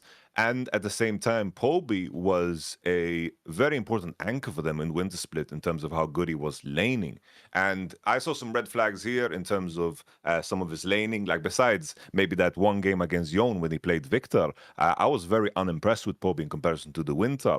So for me, the progression of Navi, this is going to be a very tough thing to overcome. The over-reliance on Ryle's performances on the flex champions. Our team's just going to stroll up to Navi and just ban Ambessa, Aatrox, and say, "Show us what you got," and see where you land. When that happens, I am really intrigued to see what's going to happen to Navi, because those are the champions that Riot really, really relies on in terms of the flex, and that also sets up your top laner Mainter to actually play a tank matchup that is going to be good for him, because he plays in isolation. If he plays in isolation to Rumble, you can see that he suffers. He has the Narp pocket pick, but this is going to be the big challenge. Navi had a lot of success because they figured out the recipe early on. But now people are looking over to the left, and they are seeing your recipe because it's clearly right there on the table. Now the question is, will they be able to pivot? And that's the difficult part. How do you pivot out of this? Yeah, in my opinion, to get to the absolute top of any region in League of Legends, you have to either have such an unbeatable style of play, or you have to be able to play other styles of play when it suits you. And as you say, when the opponent's expecting it, you can't just play the one style. It's actually the thing I think for Gen G, that was almost their specialty, was they could do everything. It's just so as a result, their flaw would be they sometimes choose the wrong thing. I actually think the obvious angle, I'll contrast it with KC. Another problem with Na'Vi is the mid laner could be a weakness again. Like the MKoi series you were talking about, bro, that game 3, if I'm George up here, I'd be fucking puking in backstage. Like, Jesus, like, so I can do like 10 things right. And if this fucker just lands a charm, they win the game. What? What? What is that? That's all. That's why, unfortunately for me, League of Legends is a much harder game to compare in terms of who was better without watching every minute of it than games like Counter-Strike. Like in Counter-Strike, you get a gun every few rounds. The guy's not 10 levels ahead of you. The AWP doesn't suddenly transform and do like one shot kills 5. You know what I mean? Like, League is crazy like that. You're League, like mid-rise up. the problem is League as a game isn't linear. You know what I mean? It's a game that it's like it builds into things and it goes in waves in the game as well. So it's why it's such a strange game to follow, because people do try to contrast it like a traditional sport like basketball, where you can break it down into units. So Poby can be a fucking liability in this team, mate. Because I'm with you. The Rylet guy is the revelation. He is a stud. Like the joke is him and Skewmon, they're two new junglers, but they're both running the league, mate. Like it's just all about them, and nobody can blast the fucking early game like these guys. So I'm with you. If someone just very cynically just comes into the game with their whole plan, let's watch when G2 play them, is to shut down Rylet, then it's going to be fucking hard times. Like, think about what Jun did to Skewmond in that final. That's what Skewmond's going to do to Rylak. And just get ready for it. I'm almost certain they're just going to attack him early, not let him get a game off. And if he doesn't drive the game, mate, they're barely winning some of these games. By the way, they could have lost to fucking SK potentially. Like, there was some crazy shit SK was doing. We didn't have to get too much into that. Like, but yeah, that's the problem. If I'm watching the Na'Vi MKoi one, I'm supposed to go, wow, is Na'Vi actually a top 3 team? And then I watch the SK game and I'm like, what is Na'Vi? Is it just the Rylak show? What is this team? That game too was insanity. Like that was remotely close, and SK ended up in a position where they threw. It's like the Ari mistake and then Mickey getting caught on the flank look. Like the fact that game was remotely close out of the position they played from is crazy. Navi has had throws like that. I remember the Fnatic game in winter in particular. I remember it very dearly because it meant that we didn't make playoffs. When I look back at all the things that kind of lined up as to why we didn't make playoffs, you know, it's like, of course, I lost, but I remember that Navi throw with the 10K gold lead with the Akali. I remember that, but that was a very early period, and I gave them some grace. SK, even though they've revamped a little bit and they seem a little bit more late game oriented, especially with Yopa's current level being a lot better than what we saw in winter, like basically just performing really good. I do think that coming off of that series, sure, your game 3, that was a good look, but that should have been 2 games back to back because you were a heavy favorite. And now all these added responsibilities, we've seen teams do well in one split, but then there's a lot more data for people to kind of look at how you do that conversion and making sure that you're consistent, especially with some of the rookie guys here on the team. Finding consistency is the challenge. We've seen many one split wonders, and then they do worse over time. There's a lot of hurdles now that Navi have to overcome, and it's still a very, very exciting project to watch because I have faith in the coach, The Rock, to do magical work here, because I do think their draft and their game ideas and that recipe, to have that figured out is already a massive step, because some of the other teams don't even have a recipe. They don't even know themselves and don't have a clear identity. So it's still a position of strength, but now everyone is aware of that strength. So people are going to get ready for you in a very different way. Also, I've got to say, this is why you can't totally write SK off. There still are some good players on that team, bro. In fact, fuck we had a 1 game wonder here, bro, because we had 1 game where we wouldn't look at the rest of them. This is why, by the way, when you're an older player, we're all established people in League of Legends. We remember how good you used to be. We want to believe you can tap into that again. The difference is people like Humanoid can do it. Problem with Wonder is like the gods flip a coin every time he enters the server, you know. Sometimes you get a throwback performance. Sometimes you get the one where it's like, oh, this is why the kids think you washed. You know, this is what we're getting now, unfortunately. Getting solo killed in some of these matchups, Wunder. That's not good. That's my boy. I'm always biased for my boy Wunder and Mickey. Sure. But it wasn't a good look. It wasn't a good look. It's like he had But moments, in the team fights. That's where the class comes through, the experience comes through. But oof. Since these are the two teams, though, Na'Vi and Vitality, that have actually at least made a case they could break into the upper echelon and they could threaten for an MSI spot or a world spot. Well, actually, they're going to be playing each other. On the 4th of April, they will be playing against each other. Na'Vi versus Team Vitality. We've got a poly market for it. And what do you know? It's almost to 50-50, isn't it? You have Na'Vi at 49%. You have Vitality at 51%. Right, where are you going at? First of all, do you think it is sort of a 50-50 matchup? Which side are you coming down on that one?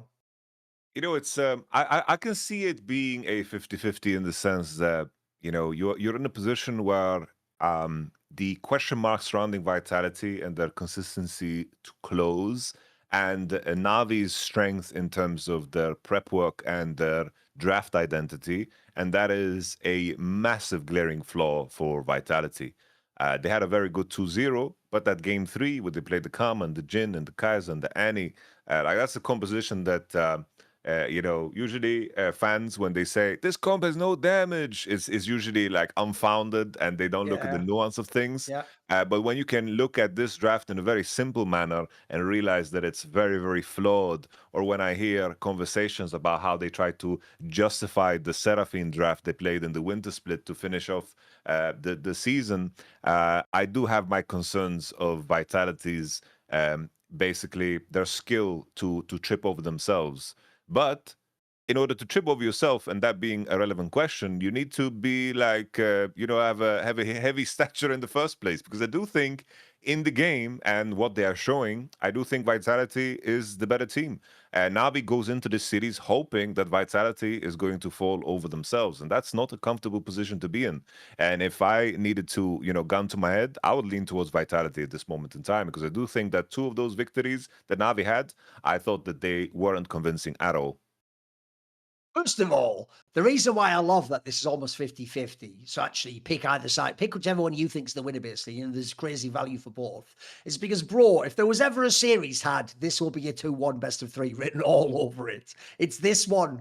Like, I could totally see this being where, one team stomps, the other team gets a crazy throw, then the third game, that team is the one that carries, and suddenly both teams but I could have one team say, and then both saying that shit, this has it all over it. And then also, what I love about this is you've got a great stylistic matchup. On the one hand, you've got the carry positions in Vitality are excellent still, but you're still a little bit iffy about the jungle support at times. Meanwhile, Rylock, he looks like mustard, as we say in England. He looks just fucking dope, mate. Like, if he can get the game going, he's going to give his team a chance. I'm with you, though. I have to come down on the Vitality side. I feel like they have more star players. I also feel like even though they're very up and down, in a best of 3, there's actually a better format for them as well. They have the chance to have the one shitty game that they fuck up and they do a stupid draft, but there's 3 chances potentially if you're a team like this, because you're going to be good enough to get a game, I think. So I'm going to go with you. I'm with Vitality winning this one.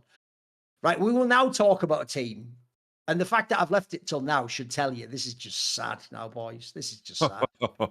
Bro, what even is Fnatic? I'll tell you something, right? Before I get into anything bigger, before we do like the coach, we can leave all that aside even. Let's just talk about some of the players in Fnatic, right? The 2 players that stayed Yamato, Razork and Upset. Bro, now I sort of get why there was that weird thing in the offseason where the rumor was they can't play with each other or they won't play with each other. Because I never understood it, because I always used to think, bro, they're 2 of the best players for the last few years in the LEC on any teams they were on.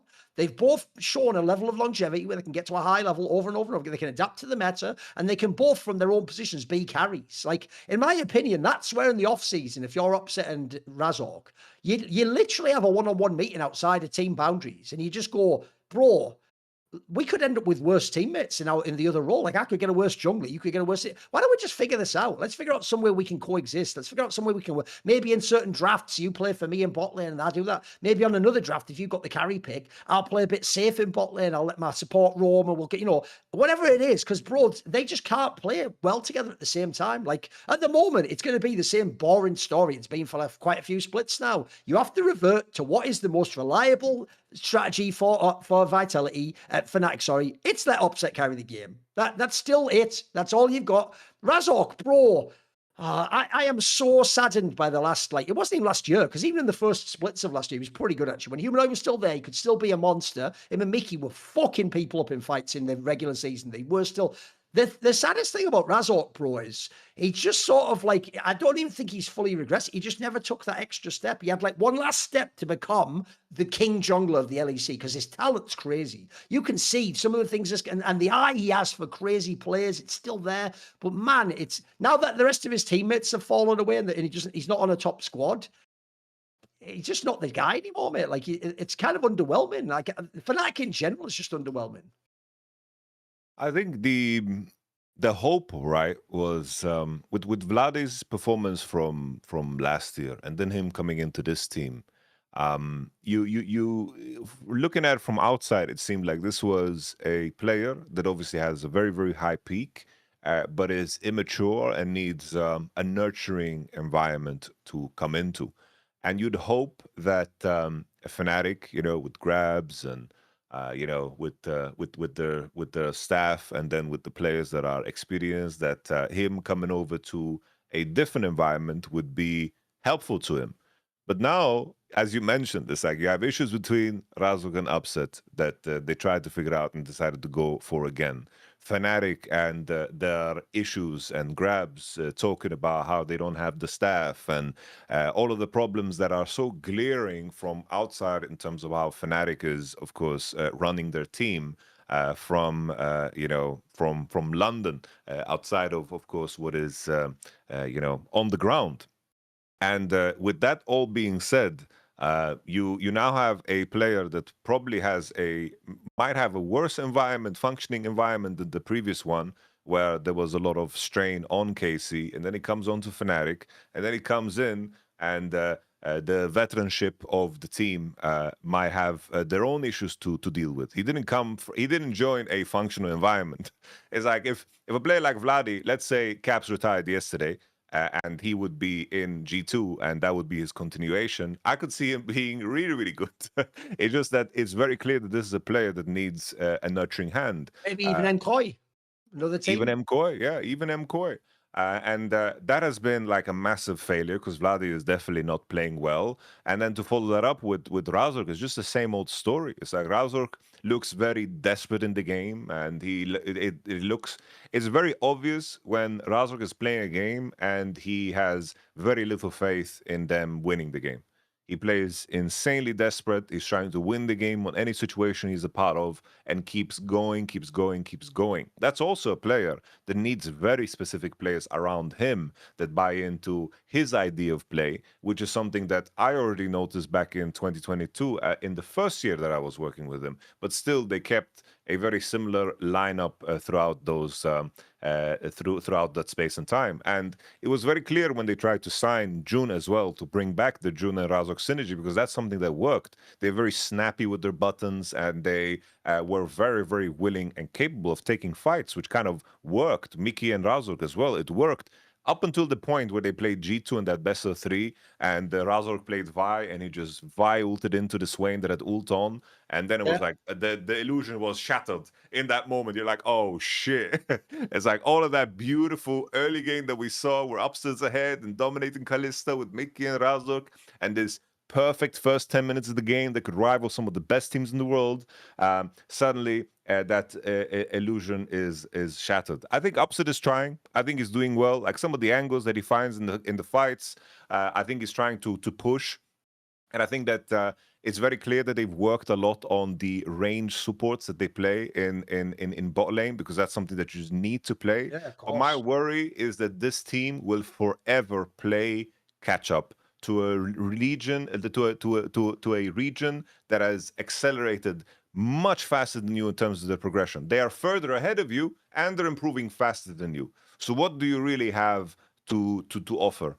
you're going to be at best a mid-table team. Is this team going to beat Navi? Are they going to beat Vitality? I don't think so. I think they should be a massive underdog, and that's even without mentioning the top three. GX was a very, very important series for them to win, and to round off the whole Razork conversation. I would have loved to see Razork on GX, because this is once again that type of player that you wish that he would move on. Yes. Because I feel like if Razork moved away from Fnatic for his own career 2 years ago, last year, or even coming into this year, it would have been so good for him. But the details of why it didn't happen, I'm not so sure. We knew there was a lot of interest from other teams, but maybe Fnatic didn't want to let go of him, or maybe he didn't want to leave himself. So it's tricky to speculate. But it's just one of those cases where you just know if he was in a different team, he would be a very, very different player. The other problem, obviously, to tie to the Razork topic is they have no fucking synergy.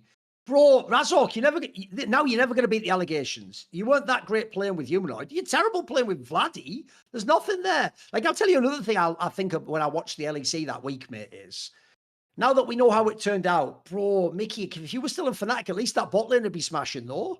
Like, at least there'd be something, and that's a better squad than fucking SK. Arguably, but I mean on paper, not like as in head-to-head, because they're obviously in different teams right now. They wouldn't be as good an SK team, would they? So that's just a bummer in itself. Okay, let's talk a bit about GX, as you say. Here's my problem with GX, Yamato, and it's actually a really brutal one. But this way, do you ever watch the CS tournaments nowadays? A little bit out of the loop recently, I have to admit. Okay, well, fair enough. If you watched last year, then you'll know this reference. GX is just mouse out of CS, if you know. Okay, yeah. Because they haven't got any player that's actually like the best player in his role. They've got just players that are all good or they're above average. As a squad, they fit together pretty well. They're reasonably predictable who they'll beat, who they'll lose to, how they'll play, the way they play, the level they'll play at, their flaws pretty good.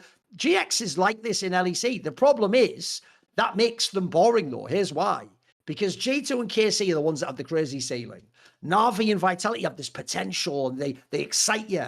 And then GX is just like, hello, here's my hard hat. I've come to hammer the nails in. Oh, it's 5 p.m. I'm going home now. See you tomorrow. Like, there's nothing crazy, bro. I mean, this was about the best you could hope for. Jackie's had some big carrier. Even so, you don't look at them and go, tell you what, if I was G2, I'd be sweating. Like, you wouldn't. You'd be like, actually, I'd love to play you with a fucking best of 5. I'm winning 3-1 at worst. You know, what are we talking about? Like, the problem is because they kept the same roster. Listen, keeping the same roster if you're MKoi and G2, ooh, edgy, but as an amber. I don't know what the upside is here. Like, I'm with you. If they could have had like a Razork coming instead of Visit, mate, now we are talking about a different game. This team's almost a bit too much of a known quantity. They're not even bad. Kyoto does an excellent job. I doubt, aside from maybe picking up someone like in the same way as Fnatic got Vladdy, someone who might not be picked up by anyone else like a Razork, you're probably not going to get many cracks really at getting like a big name player. So you're probably doing the best you can roster wise. And remember, you did essentially, as we said, like refurbish Isma. It was supposed to be a bust. It was going to be off in the ERLs on KCP. So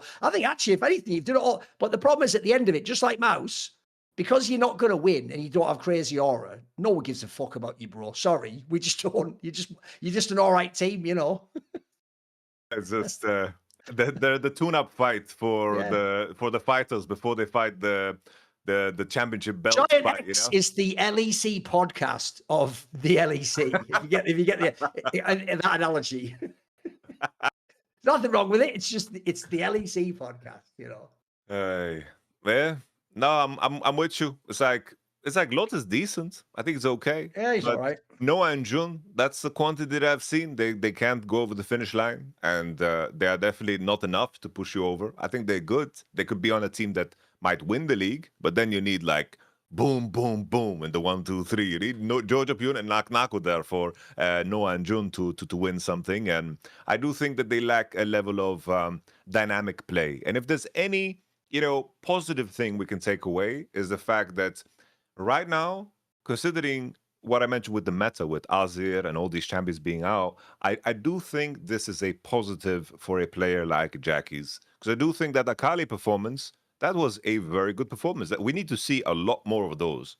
You need to be the promised star player that the algorithm kind of claimed you to be, And we had some moments of that with the Zeri and the AD carry metas in mid, but we haven't seen that return to glory. But that Kali game was really nice, and if we get to see more Yon games, more Kali games, and he gets to kind of bring himself out more in this meta that is far more open than it has been for the duration of LEC Versus. Maybe that is going to be the X factor that pushes them over the line against Na'Vi and Vitality, but we've only seen a glimpse of that. I need to get like beamed by a fucking massive headlight before I get excited for that prospect for GX. By the way, the best way to address Lot as a player is this. He was supposed to be like an Knuckle when he came in. Of like, there's some upside to this guy. Maybe he's going to be a bit spicy. He just hasn't developed in the same way, bro. His trajectory hasn't been. He's just stayed okay. You know, he's not. He's just. That's the problem with some of. They're also just okay. Some of their players. I gotta say, I actually think Gyoto's found an interesting working relationship with Isma, but he's not going to be a star jungler, mate. In fact, that's the big problem in this team. Like I said with Mouse, where's the stars? The joke is the star sort of is your bot lane, but even then they're not as good as KC bot lane, G2 bot lane, at times even MKoi bot lane. Fuck, Vitality bot lane just got good, so you can't get a massive edge there. And Jackie's, again, another contrast. Vladdy at least hit those highs when he was in KC. Jackie's initially had similar kind of potential. He never developed into it, bro. He's just kind of, that's also why I would like another jungler in this team. I would like a different jungler to work with Jackie's and see if we can make something happen there, because he's just missing something to have that star quality. He has some games where he'll go for the players and he looks at the skills are there, but for mid laner, I am very harsh, and I do think for LEC, you have to have a good mid laner. Right, okay, what about if people, we're talking about the young players in the world. Listen, there are some older players in the LEC. You know what? Father Time's what's going to beat them. Same with every great player in history. And I'll tell you what Father Time does before he strips you of your talent, before he takes away your drive to play. He chips away at your Yamato. You know, you get those wrinkles, the little crow's feet at the edge. You start to, you're still a little bit out of breath going up the stairs. All of a sudden, you're even winning games still. You're doing great. But all of a sudden, every comment in the channel, it's all about that comb over you've got. Just let it go, they say. Just let it go. It's over for you. The days of you having hair, those are gone. But actually, not necessarily Yamato. I was very polite because I'm talking about one of the greatest players of all time there. But you can guess who I was referencing. The point is, if someone did want to change that part of their game, Yamato, and improve their head of hair, what would they do? You know, like competing in the LEC is gruesome work. You know, you have no time, no time for appointments, nothing really, that gives you a pocket of time. You have morning scrims and then you have to play your solo queue. Everything kind of takes a second place, in terms of your priorities. But it doesn't need to be that way, because with hymns, everything becomes streamlined. I think the main thing in terms of making sure that your performance is adequate is, of course, the confidence. And for a lot of people, when the hair begins to wane, so does the confidence. And if you want to look back at your pictures, when you are reminiscing with your grandchildren, you want to look at pictures of yourself with hair while having hair. And that to me is the dream. So with hymns, it makes it very easy. You can make an online appointment. You don't need to do all that annoying stuff where you have to call a doctor and then you need to explain yourself. And then he's trying to rationalize, oh, you don't need to do it. Blah, blah, blah, blah, blah. No. HIMS makes it very streamlined, everything online. You, of course, get your prescription, easy peasy, convenient access to a range of hair loss treatments with ingredients that work, including chews, oral medications, serums, and sprays. These are doctor-trusted ingredients like finasteride and minoxidil that can, of course, stop further hair loss and regrow hair in as little as 3 to 6 months. No hidden fees, no surprise costs. That's a very important thing. Just real personalized care on your schedule. I have to do a lot of raiding, and I have to do the co-streaming, and I need to do World of Warcraft and Rift. My schedule's tight. I need to sit in my chair all the time, Life ain't easy to schedule, so you need to find ways to win time always, and this is a very, very easy way to do it. So just think of HIMS as your digital front door that gets you back to your old self with simple 100% online access to trusted treatments.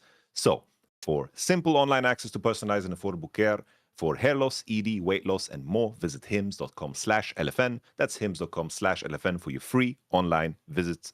That is HIMS.com/LFN. Featured products include compounded drug products, which the FDA does not approve or verify for safety, effectiveness, or quality. Prescription required. See website for full details, restrictions, and important safety information. Individual results may vary based on studies of topical and oral minoxidil and finasteride. Thank you, HIMS.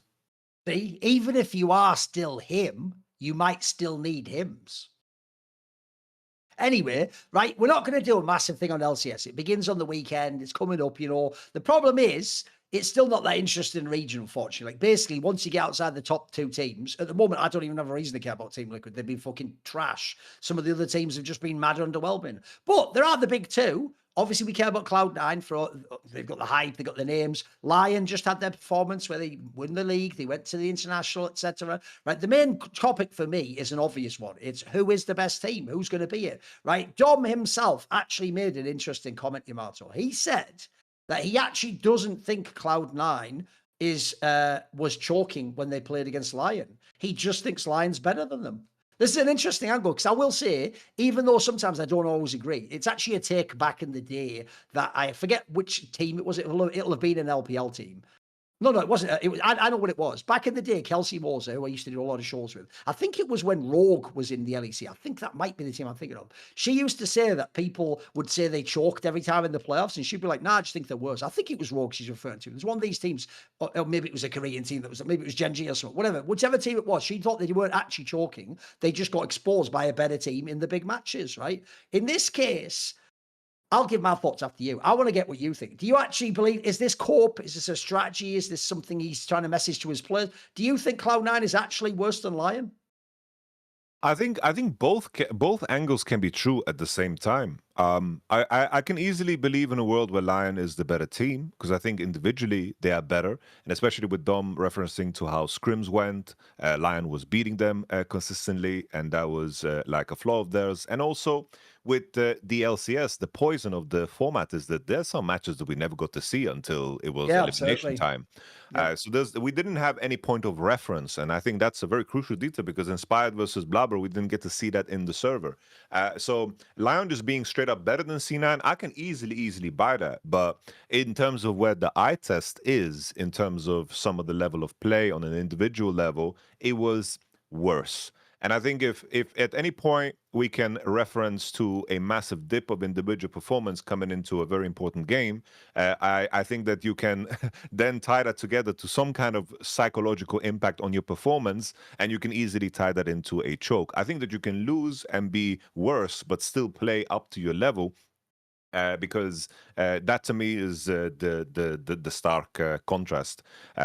We had references of C9 last year when they played, of course, the summer playoffs where they lost against way weaker teams and underperformed. That was just a plain and simple choke because you expect them to beat those teams. But I think this was a mix of both because some of those movements that I saw from Blabber are only movements that I see in the final game of the season against Inspired.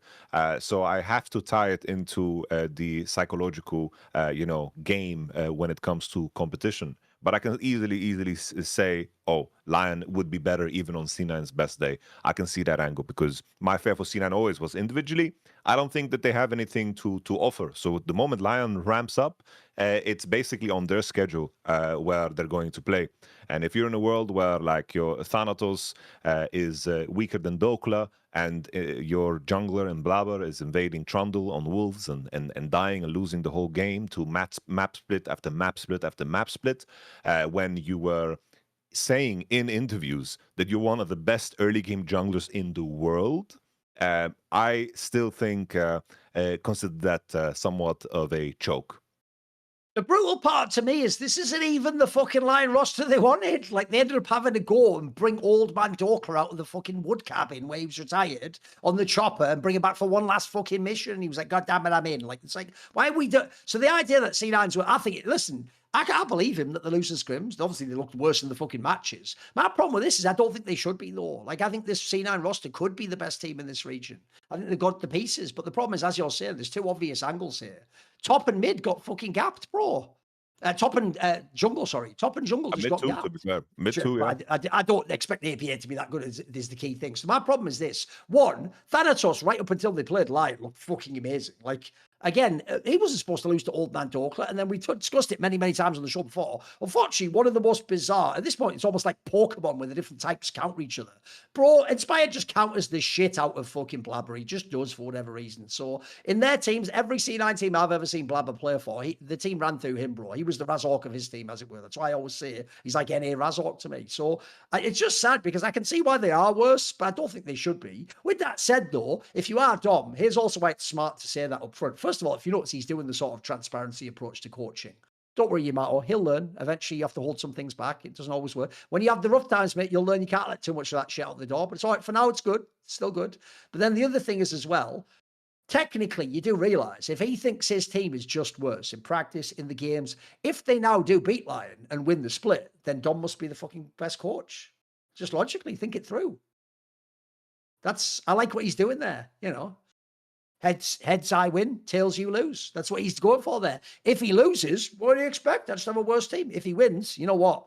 Don't even need as good pieces as you. Guess I can just win. Some of us just, you know, some of us just got it, you know. We got it like that, haven't we? What do you want? I'm a Chad coach. That's all I am. Because I do think that's the only matchup I care about this year, bro. I just want to see that matchup as many times as I can, and then let's do battle. And also, you know, the elephant in the room, right, is like, sure, we addressed the Lion loss, but, you know, there was a little tournament after that. And, you know, this tournament in Brazil, like, I know it was like a logistical nightmare. And I'm linking something in the chat in terms of CBLOL, you know, that I wanted to follow up with that. So you could check it out while I'm talking about that tournament. Because even that tournament, logistically, was very tough, right? It was like in Brazil. They had to fly the next day after the finals. There's some challenges there. But it's very, very clear that this is a very soft team. And they faced their first defeat here in Windsor. Is this a team that is going to rise above? Because what would be the commentary on of course, you know, the matchup that they had versus Furia? Like, Furia completely slammed you around, stomped you, like really humiliated you harder than Lion did by far. And is the same logic there? Is it the same logic that Furia is just way better than you, and that's just something that you come to terms with? Because recovering from that requires a very resilient team. There are some teams that are going to look at these defeats and be like, okay, we're going to get better and we're going to become stronger. But then I think back to last year, we had that beautiful finals, one of the best finals in LCS history. FlyQuest versus C9, go to 5 games, went to the last moment of the game where Blabber, of course, threw on the Javan. And then afterwards, we were excited to see them at EWC. They got beaten by Furia at EWC, and they never quite looked the same after that. This is going to be the ultimate test. Are they going to look at these defeats and actually get better in a region where it's inherently very difficult to get better? Or will they just crumble up and be weaker than even Team Liquid? Because Team Liquid is a team that, with that roster, they can figure some shit out. They can get better. They can get things done. If you can't count yourself as a shoo-in to the second spot, because there's a Team Liquid that wants to get that second spot if you kind of slack or fall off. And finally, on the topic of CBLOL that I wanted to mention is it was interesting that this kind of came out, because usually in my mind, so for those out of the loop, is just CBLOL was awarded the second Worlds 2026 slot and a direct MSI bracket stage berth. And there's some changes to the formats in terms of like play-ins and what's going on in terms of how teams are going to qualify to both MSI and Worlds. That is a little bit too big to kind of unhash now, but it's interesting that this is a change that gets introduced like mid-year, because I didn't hear about this at all, and I wonder if this is one of those cases where they just kind of react to the public conversation and the interviews, and Furia just winning and stomping C9. No, by the way, I actually think it is. I think it looks like they just reacted to that. And this is also like another concession to like, probably another like, we're sorry for LTA fucking angle as well, you know, where they sort of took that league and crushed it and tried to use the viewership. One thing I do have to say though, when I'm reading this post, separate to the CBLOL angle, that makes me rage, Yamato. It actually makes me fucking rage. They've done that thing where for the bracket of MSI, we're going to have play-ins again. The bracket is the number 1 seeds. And then cause LPL won their first stand, they get their second team as well, right? That means the CBLOL team goes straight into bracket player. Whoever the second best Korean team is will be playing the play-in while a CBLOL team sits in the main event. Right, guys, we just did this with Worlds. What are we doing? What are we doing here? The world champion came from your fucking plane, Worlds. What are you doing? Like, what? Listen, I saw G2 beat Gen G. Yeah, that happened. I didn't see fucking Loud beating them, though, did I? I didn't see that happen. So that's just one of those things that Riot will always be Riot, bro. They always have to pretend. How can we know? Thorin, how can we know which regions are stronger? We have eyes and brains. Do you have either? Are you blind? Do you not have a brain? What's going on here? Like, I'm sorry, that will always make me rage, bro, because I'm so we have things in Counter-Strike where we give slots to NA and Oceania. This is crazy, though, bro. This is crazy work. There's a world where if T1 wins the split, Gen G will be in the motherfucking plains, bruh. What's that? That could happen. It's just like it's strange because even if you go off of their Amazon Web Service tier list thing that they got going on, okay, like even which why would you? But okay, yeah, true. Even there, like true. We are ranking like we're like 40 ranks apart. Yeah. Like even if they went seeding off of that, which at least there would be like a justification. Okay. It's not. It's like even that thing, even this AI tier list disagrees heavily. So do you want to joke? I know. I actually know the secret metric that they use to decide the seeds. It's obvious. They just consulted the wisdom of the League of Legends WhatsApp community. I still don't know anyone. By the way, I'm British. I use WhatsApp all the time. That's what I use. I don't know anyone who is using WhatsApp to talk about League of Legends in a group chat. What even is that? It sounds made up, doesn't it? It sounds like some shit you just tricking boomers exists. Like, is that real? Is anyone out there? Answer on a postcard. Are you in the WhatsApp League of Legends, LOL Esports community? Who is? Who's in there? Who's in that fucker? Like the only two things that I ever heard of using this WhatsApp community feature is now LOL Esports, and the second is like drug dealers. You know, like they like slam their QR codes all over Berlin on these posts, and then you get to tune into a community, and then they can like deliver drugs to you. Okay. Those are the two things. Okay. And honestly, it kind of makes sense considering how some of those tier lists looked out of the WhatsApp community from LOL Esports, because there has to be some drug use. No, listen, if they love WhatsApp and they use it for everything, they're obviously getting loaded, and then they'd fucking give their opinions about League. Suddenly, it all makes sense, bro. I get it now. Exactly. Now there's a logic to what's going on. Right, here's the thing. That's enough about LCS and CBLOL for that. We'll talk now about the Asian regions. Right, if you are someone who follows serious high-level League of Legends, don't worry. The entertainment, all that. Now we'll talk about some real League of Legends. So, bro, there are some big pieces of news that have come out of the LCK that, like, mate, this is what's weird. LCK in Korea was not a region that had a lot of drama around it. That's the LPL's job. You know, the LPL's the one where people are fucking, I mean, they're doing some crazy shit. You know, they're like impregnating people, the fucking drug addicts, the match fixing, everything. There's all sorts of shit going on over there. Normally the LCK, their idea of drama is like, oh, the coach talked to him in a stern voice and he cried. Like, oh, is this abuse? Like, there's people doing that, you know. So I tell you what, Ruler of Gen G, one of the greatest players of all time, this motherfucker, he's like Conor McGregor at this point in time. He's like, will you keep your nose clean? I intentionally said it that way. Because, mate, remember there was only a few months ago he got in trouble for like verbally abusing people in game or whatever. Now there's this news about Ruler that he's under review by the LCK because the South Korean tax authorities claim he's evaded taxes. It's been upheld by the tax tribunal, and based on the LCK's rules, he could face a fine of up to 56,000 euros or a permanent suspension from not only LCK, even LCK Challenger. Now, hey, listen, his agent claims it was an administrative error. Well, you're not really just going to go, yeah, he just fucking took all the money and lol, didn't pay it, did he? Well, they're going to say that, aren't they, right? Listen, I'm just going to say this up front, Yamato. Notice the difference between those two punishments is quite different. One is like, you might have to pay a fine of 56,000 euros. Listen, to you, the guy at home, they're going to be like, wow. To Ruler, that's like, oh, I'm sorry for what I did. Oh, and I'll never do it again. I deserved that. That was really bad. But can I still get the millions of dollars and play in Gen G? Lol. Like, that's probably even worth it. The other angle is, you're banned for life. Like you said, Doper or something this morning, you're banned for 1,000 years until the end of eternity. Like that would be, by the way, I don't think the second one ever comes true, Yamato. I think he gets fined, if anything, if he even gets found guilty of this. Like, and he is a superstar player too, someone they want in the league, isn't he? So I think they'll even make an argument, they might even say this in court, like, he has a valuable place in the Korean media industry and esports, a burgeoning field and some shit. I very much doubt he's getting banned for life from the fucking LCK. That would be such an insane blockbuster if he did.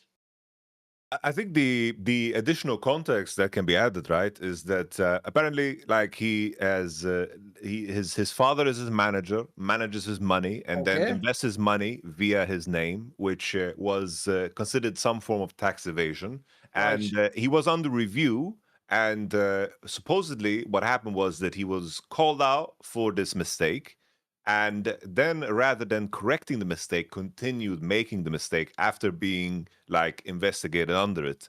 And the additional layer is culturally in Korea, there's been many moments where like K-pop stars or big idols, they get straight up canceled in Korea for tax evasion. So culturally, the impact it has is secret shameful, right. It's far more than what we would conceive in the West. It's like for us in the conversation of tax evasion, it turns into like a little joke in the Expendables movie where Wesley Snipes gets broken out of prison and he's like, "What did they got you for?" So tax evasion, and they just bust him out. Like for us, that's a small joke. It's like, oh, whatever, he balled out a little bit too hard, and then didn't have money to pay the fine. It's almost considered cheeky, isn't it? It's like I was just trying to get away with it, but he didn't. They got him in the end. Oh well, whatever. But in Korea, very different. Many big personalities for being caught on this and then being punished for it. It might have not led to, some kind of verdict in terms of, going to prison or any punishment on that form. But the impact on how fans view it could be massive. And I wonder what the pressures will be on the LCK, on Kespa, and then Genji to also act, because it's a very, very sensitive subject. It's far more sensitive than what we are used to in the West. And that is what can add additional nuance to the conversation, that maybe with these pressures, maybe it could go so far that a player with ruler stature could get punished. Also, I will just say, if people don't know, I actually had a prediction I made a few years ago, but I'll extend it a few more. Because one thing I've realized is one of the reasons I think in esports, so many pros, because I can tell you behind the scenes, this is a way bigger problem than people know in every major region of every major esport, as far as I'm aware. Like I know in European Counter-Strike, there's been a bunch of people, but so far it's only in the Nordic region who've been caught for this. And there have been, if people only knew how many pros that made hundreds of thousands all a year didn't pay tax. But the only reason I think they've gotten away with it largely, Yamato, notice the Nordic region makes sense. They're way more about that because they're all like using the tax money for socialist reasons and they're super careful about taxing people, super high rates, etc. The reason I think a lot of people have gotten away with it in the West is this. The tax agency doesn't actually realize how much money is in esports. So if you just tell them like, hey, I only have to pay 10K tax this year. Well, for a normal person's salary, you would. That wouldn't even be that crazy. So I think they just don't audit people in the West so far. They haven't realized yet how many people have made like millions of dollars from streaming, or they were a Counter-Strike player and they got a bunch of sticker modules, so they got like $2 million off that in their career, or they're a player in the modern day. There's players in Counter-Strike making 50K a month. So the tax bill for them is going to be fucking crazy. And remember, this is the thing, unfortunately, I can tell you I had problems with this myself when I started to make more money. The worst thing about making loads of money and having a massive tax bill is in the old days where the bill would be like 7K, 5K, 12K. But because you have so much earning potential, you just worry about that when the bill comes. When the bill comes, you go, fuck, next salary will have to go to that. When the bill's like 50K, then you're like, I don't have 50K just sat doing nothing. Like so what you have to learn, sadly, like a business, because you should be running it like a business, obviously, your own personal brand, is you have to put that 35% away every month and have it waiting in an account so that when they tell you that's how much you pay. So I think, one, this is a ticking time bomb. I think in the future, when esports gets bigger, a lot of people are going to get fucked up over the tax like this. Also, similarly, as you say, there's people trying shenanigans. You've got to understand, rich people do these shenanigans, but they have some better call Saul motherfuckers crew gets it done for them so they don't get caught. The reason why, there's just a case like this in Counter-Strike very recently, so it's the meme everyone's doing at all the events. Na'Vi's in-game leader, the Finnish player, Alexi B, has also had like a tax complaint. It's actually from 2020, it's not even recent, where they claim he didn't pay tax. Now, I can tell you from behind the scenes, I've heard the reason why that is, because this happened in Dota with his team. It's because he used to play in 2020 for Team OG, which obviously has a bunch of legendary Dota players. And I've heard they were just telling their players, you put your money through like shell corporations or something like that, and you can sort of do this. And unfortunately, basically, if you ever get caught with that, it looks like you're evading the tax and you're hiding the money. So essentially, it's some shenanigans that nobody knows how that's going to be resolved. So first of all, I do think this is going to be way more widespread. It's not just a ruler thing. I imagine a lot of people. Also, the thing you said about his parents were running, that's a very common thing. Here's what's funny about Korean parents, Yamato.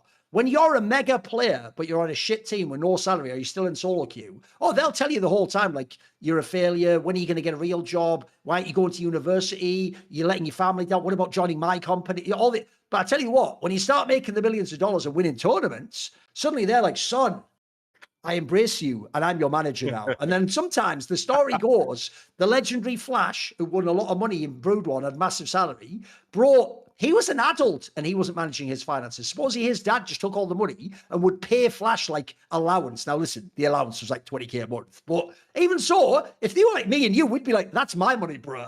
You know what? Like, you did your job until I left the house, mate. Now in Asia, it's a patriarchal society. People don't know. A lot of people don't know what the word patriarch means. Patriarch doesn't mean men rule.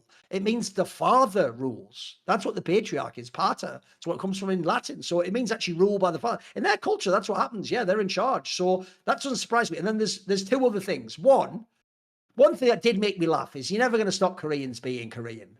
Because he's got this scandal, they've already gone, and in like an LCK clip where they mention Ruler, they've done the like Stalin, where Stalin was photoshopping people out of photos before there was Photoshop.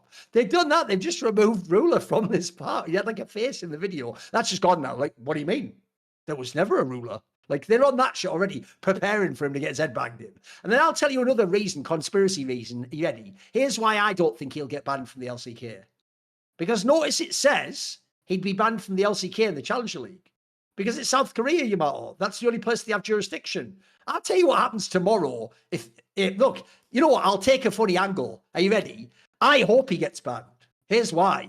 Because if he gets banned tomorrow, welcome IG Ruler. He's here, ladies and gentlemen. He's here. He's in the LPL again. Yippee! Because they have no power over the LPL, mate. So you could probably still play the LPL. So, it's all good. He'll be there. So they better not ban him.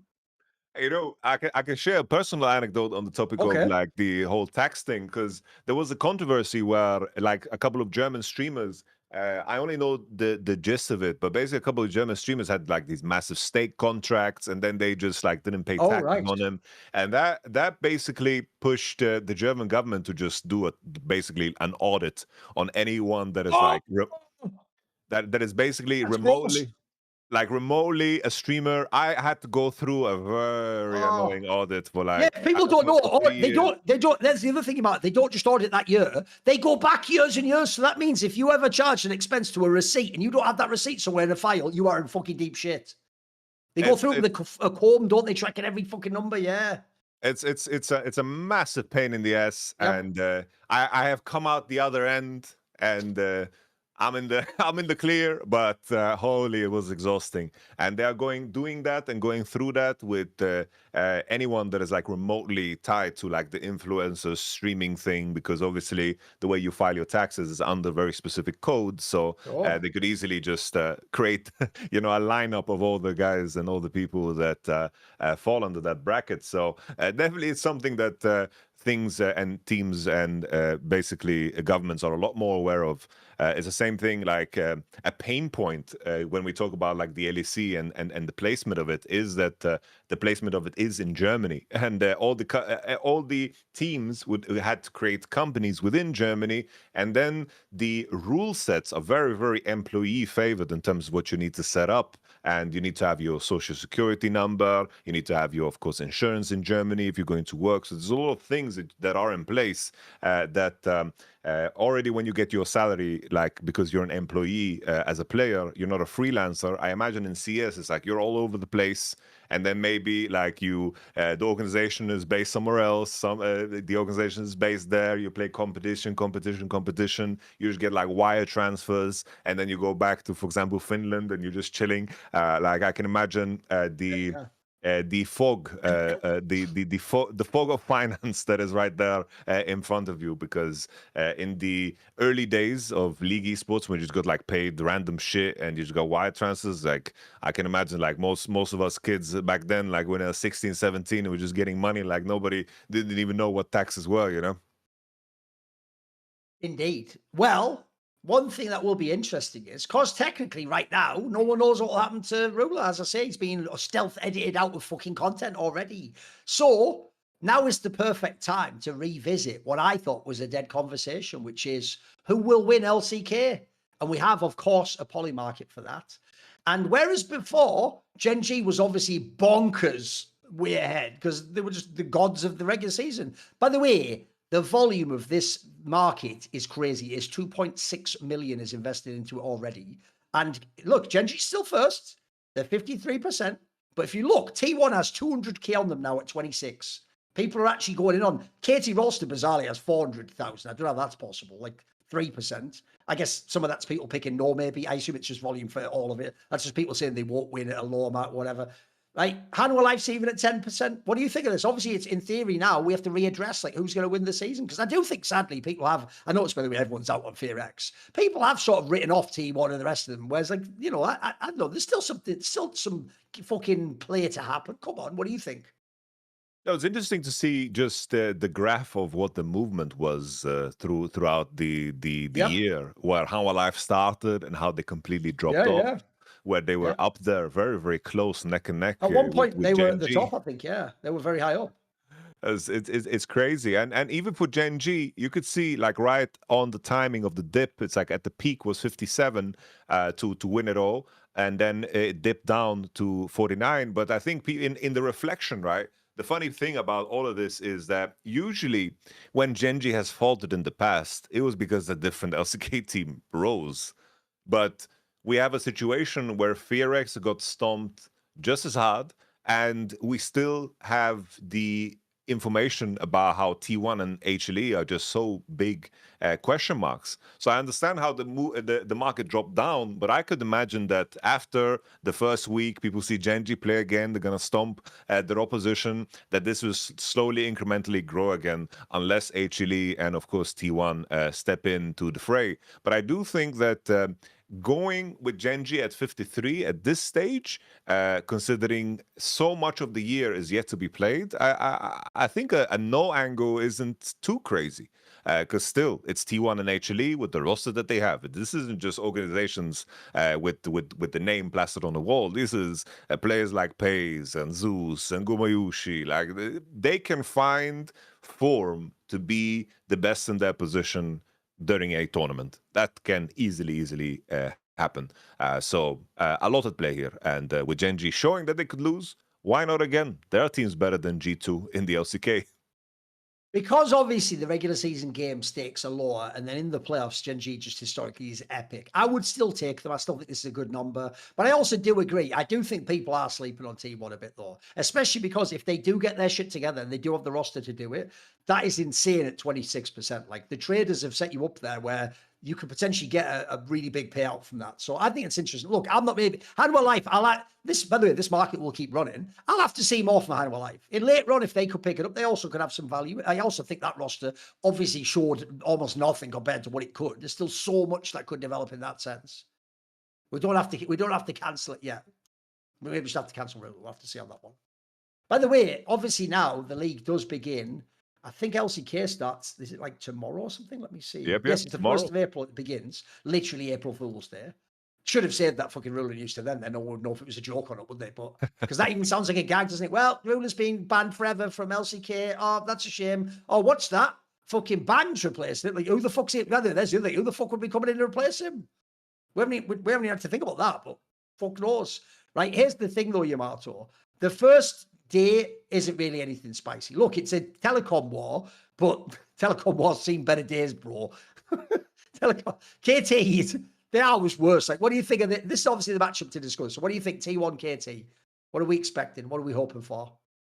Yeah, I'm just gonna the reference point here will be how hard is Tion gonna beat KT. The matchup has a way to make itself interesting, but not Yep. interesting enough for me to think that T1's gonna lose this. Like I have so high hopes for T1. Like I understand they crashed and burned in winter, Yeah, but yeah. I have so high hopes for this team. Like I think that they need to be the team to contest Genji, and I really think they have the capacity to do so. I think they have really good players, and they showed really high highs in winter too. And the incorporation of Pays has been like really good. So I just expect them to smoke them, and then I'm just looking forward to the big marquee matchups. That's all I want to see. Like we have a massive double round robin, so we have a lot of boring matchups in the in between. So we don't have like that. God tier format where we have all the good teams in one and we get to just see them face each other That's week the after next week. portion. Yes, this is Yep, round 1 yep. to 2 from everyone remembers. Yeah. This is the one with a little bit of breathing room, and we'll see. Because with that breathing room also means that teams have room to start slow. So it's going to be hard to judge. I don't want to make that mistake that we did with Billy, counting them out in the BO3s in a format where the BO3s weren't as heavy-handed, because in the end, T1 last year started off very poorly, lost against the likes of BFX when they were even weaker, and then come playoffs, they of course slammed everybody, including HLE 3-0. So we'll see. This format's gonna be a long journey for us before we get very clear answers. Right. There is, though, a match on Saturday where T1 will play Hanwha Life, right? The obvious angle for me there is I want to see something for Hanwha Life. I want to see that you have contender potential, you know. Just my main concern still is something we've hit on before, is just Delight. Mr. Delight has not found himself in Fearless at all, and it's very clear that the bot lane, especially now, it's like we're looking at the global meta, is very range support heavy. If I see Delight Seraphine loading into the lobby, like I am not gonna get excited, you know, if they're playing Ashe, Seraphine versus whatever carrier and Pacer want to play. Delight, I think, is the canary in the coal mine that is going to tell us how far HLE is going to do. Because if he's performing and he's doing well and he's finding a way in the meta, I think everything else will fall into place.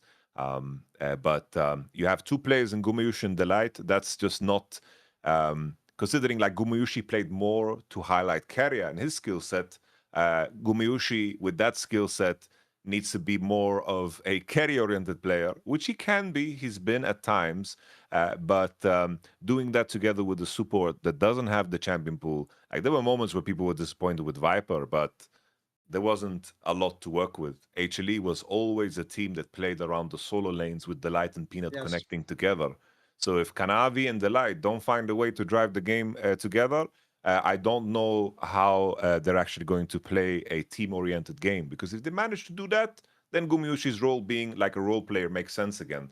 Because Kanavi and Delight need to find ways to highlight Zeus and Zeka. But Zeka's performance is also a question mark. So a lot of holes to fill here for HLE. Yeah, the weird thing is, that's even why when Gumayushi came to Hanwha Life, the names looked crazy. I mean, he was coming off a finals MVP performance at Worlds. The problem I always had was this, though. If you look at, especially the drop-off, in my opinion, of Zeka, in my opinion, if you were Hanwha Life, you were the one that needed to get Piers. You could have brought Piers in and he could have been like Viper. He's shown he's got the skills for it. I agree with you. The reason I never understood people who go too far, like saying Guma's the GOAT ADC, is he's not even the best player in his lane. And you could tell by the way they played. They always knew in T1 that Carrier is the fucking uber generational talent that like you play to his strengths, because he has strengths no other support player has in the game. So to me, I always figured if you take Gumayushi away from Kerry, he is going to look worse, unfortunately. He's still a good player, but he's not the standard ADC. He's someone that you have to, he's very idiosyncratic. You've got to play around his strengths and away from his weaknesses, and that can be tricky. He is another player, I will remind people, along with Faker, who would have every single year a split where there'd be a champion pool issue, and you'd just be like, he doesn't play the super OP thing here, or I mean, if people don't know, it's actually crazy T1 did win those worlds because it's mad egregious that he was never the Zeri player, bro. That champion was OP as fuck when it was, even ADCs that weren't mega carries, just like, I'm having like pentas on this shit, I'm carrying whole game. The draft, every time it would come out, it'd be like, oh, fucking cavalry's around, they're going to win the game if they can play to that. So I do think the Guma problem is the number one thing that coaching staff has to fix, bro. Like, Coach, what's his name, it's not just getting your boy Chovy going, mate. You've got to figure out that Gumayushi issue. Because I'll tell you another thing. If you don't ever make him look vaguely as good as T1, then actually there isn't as much potential in this team. You've got to have that factor where if you could get to Worlds, this guy could be a big performer who can believe in those narratives for you. But that's why I think this is a perfect chance to get it right out the gate in a league where, as you say, there's going to be down games and chill games where you can experiment and get going. But this is a chance right out the gate to show us, like, you can do something. Even if it's a 2-1 loss, give me like an epic series, you know.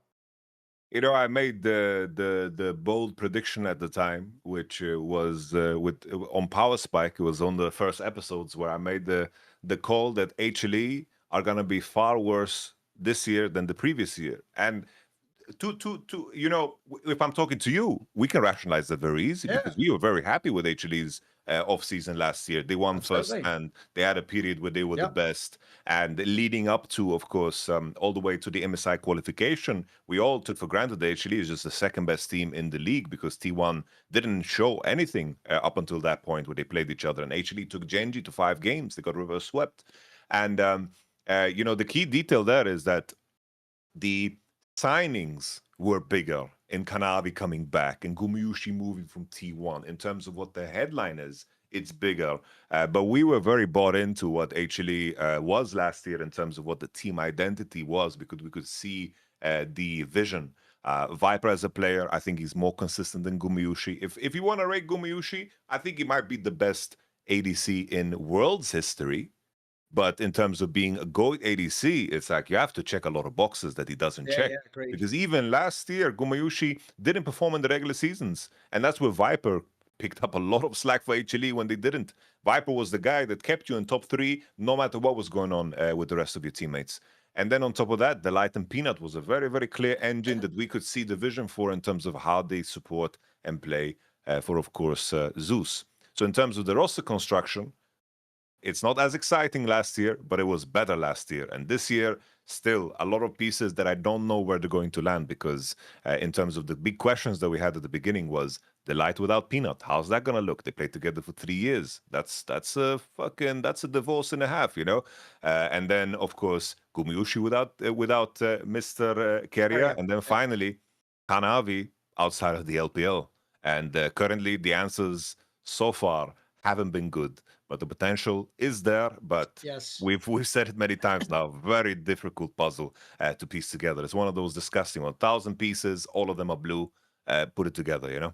Good luck. The problem is, I don't like the sound of I'm in the spring split now, and I'm still like, can they get it? Can they roster even work? That needed to be something that was figured out by the time you got to the playoffs of the last split. But I do like the sound of Raycon's open earbud headphones. Obviously, this message is sponsored by Raycon, isn't it? Now, the design of them means, because they've got the ear hook thing that can rotate, they'll fit basically anyone's ear, and they stay in when they're in. So I like it if I'm at the gym or something. Obviously, you lean over. If it falls out while you're in the middle of a rep, it's annoying, isn't it? Do you keep going with the reps? You should in theory, but it gets annoying because it gets in your head then that's falling out or it's uncomfortable. Similarly, if you're on a walk, or you're getting your steps in every day, or you're cooking at home or doing something around the house, you're doing some cleaning up or whatever, stopping being messy, making your bed, it's nice to have these in. They've obviously also, because they're open and they sit at the edge of an ear canal, you can hear the music or the podcast or whatever, but you can also hear sounds around you. You won't be completely clueless as to what's going on. And they have a 30-day guarantee if you don't like them. So you can pretty much just see if you do. If you don't worry. You haven't made a mistake. And you certainly won't be making a mistake buying some. So the essential open earbuds are perfect for refreshing your routine this spring. Go to buyraycon.com/LFNopen to get 20% off. Thanks to Raycon for sponsoring. Go to buyraycon.com/LFNopen. Get 20% off their product, which already had a pretty good price point for like min-max in price versus quality. Okay, let's talk about the LPL, bro. Let's do it. I've saved it because there's loads of the LPL stuff. Like, first of all, we've got this conclusion of the TES drama. So remember the whole thing of the Naiyou guy? That's one of the most bizarre match fixing cases I've ever seen, because one, you already would have thought when you watched those games, like as a joke, like, is this win trading? You know, the old classic thing people always say. Turned out sort of was, apparently. And then also, I've never ever seen it where the person himself apparently like confesses to it. But then even teammates are like, yeah, he's probably match fixing. You're like, what's going on here? Like, but boys, have you ever heard of court, by the way? You don't say all this shit before you go. Like, that's called incriminating yourself. So the news is, if you thought that was harsh that the LCK came out, yes, TES Naiyou has been permanently banned from the LPL and all Riot games and Tencent competitions. TES has terminated their contract with him and withheld all of his unpaid salary and bonuses as well, because obviously it was implied he was doing it during the split. It's not like this is like just as a punishment. It's implied he didn't earn that money. He defrauded them in some way. There'll be a clause in the contract that says something like that. So this is fucking massive, bro. And obviously there's a double angle to this, because this has also allowed the door to open where Tian's back. One of the best junglers and multi-time MVP, a Worlds winner. Yeah, and also at the same time, the other rookie, or not rookie, like fucking less experienced position was the ADC, the Jackie guy. Well, he's been replaced by the ultimate Jackie, and Jackie Love. Two of the best. Basically, TES, on the one hand, bomber, they've lost this like talented jungler. But on the other hand, they've got one of the best junglers of all time. Now, admittedly, he is the ultimate. Before every split, flip the coin. Which side does it land on? Oh, it's Tian the demon. Oh, it's the other one, the one with the fucked wrist who's like, oh, shit, and just loses it. But, mate, there's some massive, like, this makes the TES story a lot more interesting to me. Like, now this team could be in the mix for a world spot, you know. You know, firstly, like the wording of the sentencing, I don't think we've ever seen anything quite that extreme. No. So the evidence just must be so staggering, and they're really, really trying to make a very clear point here, because we've seen like bans, we've seen like 1 year bans, and then the ban is not there anymore, but you're kind of shunned away from the LPL team, so you're not, you're not up there in that conversation anymore, and it's kind of implied that you're out of the league, but not really. But this is just boom, head on, stamped, cleared. It was already very obvious when the people accusing you are the people closest to you. Like that is like if the equivalent of someone's spouse or something would come out and say, I'll give you the example, bro. If people don't know, one of the weirdest details about the infamous Unabomber is it was his own brother that recognized his writing and reported him to the police. That's real. Oh, damn. Like his own brother was like, holy, my brother said he told the authorities, that's how he got caught. Holy moly. Yeah, it's mad, isn't it? Oh, this is exactly that. But the Naiyou texts were him just buying MR on exactly. Stars. That's his equivalent of sending a bomb to someone. Exactly. That was his terrorism. Protest to society. Exactly. Oh man, I'll think of him when I'm standing at the stoplight, and the stoplight is just holding me back from driving on an empty night at 4 a.m. How technology is holding me back. Nevertheless, the top esports angle, the Tian is back in and Jackie Love is in. I'm just happy to see 369 surrounded by some good damn players. I think the Tian on the on the topic of being like coin flippy, I do think that over time he has matured a lot more as a player. I think that he has like aged well, kind of like how Zhao has aged into his role. I feel like Tian has done the same in terms of being very, very consistent in his output when he was surrounded by, a Jackie Love internationally, where it was kind of underwhelming or a cream. I feel like, in his last stints, whether it was Weibo or Top Esports, I feel like Tian has been pretty damn good. So I'm excited for his return. I'm just happy that 369 gets to play with strong players. In the conversation of breaking into top 4, it does make the conversation a lot more interesting. I didn't see a world where that version of top esports, especially with the match fixing allegations, that they would be able to break through. It's actually helped them more. Better, yeah. It's like ALJDG, you better watch out. Billy is in a different world. But these two teams, definitely with how we've seen LPL playoffs always shape up. You just have to have the good enough players to make a run. We've seen that so many times in the LPL playoffs, and why not? I think they have the roster to be able to do it. No, all of a sudden, look, who knows how the support player is going to pan out. But the other 4 players are all players that have been in the mix in the LPL for years and years. You've got 369, Tian, Cream, and Jackie Love. Like that, I agree with you, mate. If you look at the LPL right now, that is a roster that, like, first of all, if things go awesome, they could compete for the MSI spot. But if not, they're at least going to be a threat for that world spot. And again, world's going to get super spicy around the regional, all the rest of it. Like, people always forget this, Yamato, because these 2 players, Tian and Jackie Love, have had mixed results internationally. They are demons at times in the LPL. There really are times both of them are just the best in their role. That is possible. I mean, Jackie Love apparently has like the hand issues or something. I'm not surprised. He has unbelievable mechanics, bro. Like, I've no doubt he's just destroyed his fucking wrist. But I'll tell you what, it's only last year you have to go back to where he's like, an MVP in the finals. He was at first stand. Yes, they shit the bed. We all know that. But domestically, he is a demon. He's fucking unbelievable in the LPL. Like, one of the most confident ADCs you ever see. And 3 months break? Like, I think people would be surprised, about how much of an impact that can have on a player, especially someone that is as busy as Jackie Love. Like, Jackie Love is one of the most busy players ever. He's up there with all of the guys, because while most of the Western viewership is like, oh, Jackie Love's the guy who fucks up internationally, he gets to internationals, which is a lot of work.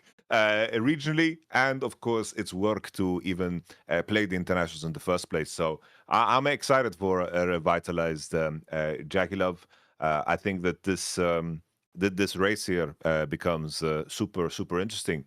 I didn't link in the post or link in the chat, but it was a news that I read on my phone and just didn't post in the Discord. But in relation to the whole match fixing thing, there was also the news that came out about Milkyway. Yeah, I saw that. He was Milky Way, something, right? Milkyway, basically, he in contrast to Naiyou, he didn't have like a Riot suspension. It was more like that this was leaked and this was talked about, and then it was just one of those things that people just didn't want to touch Milkyway with a 2-foot pole.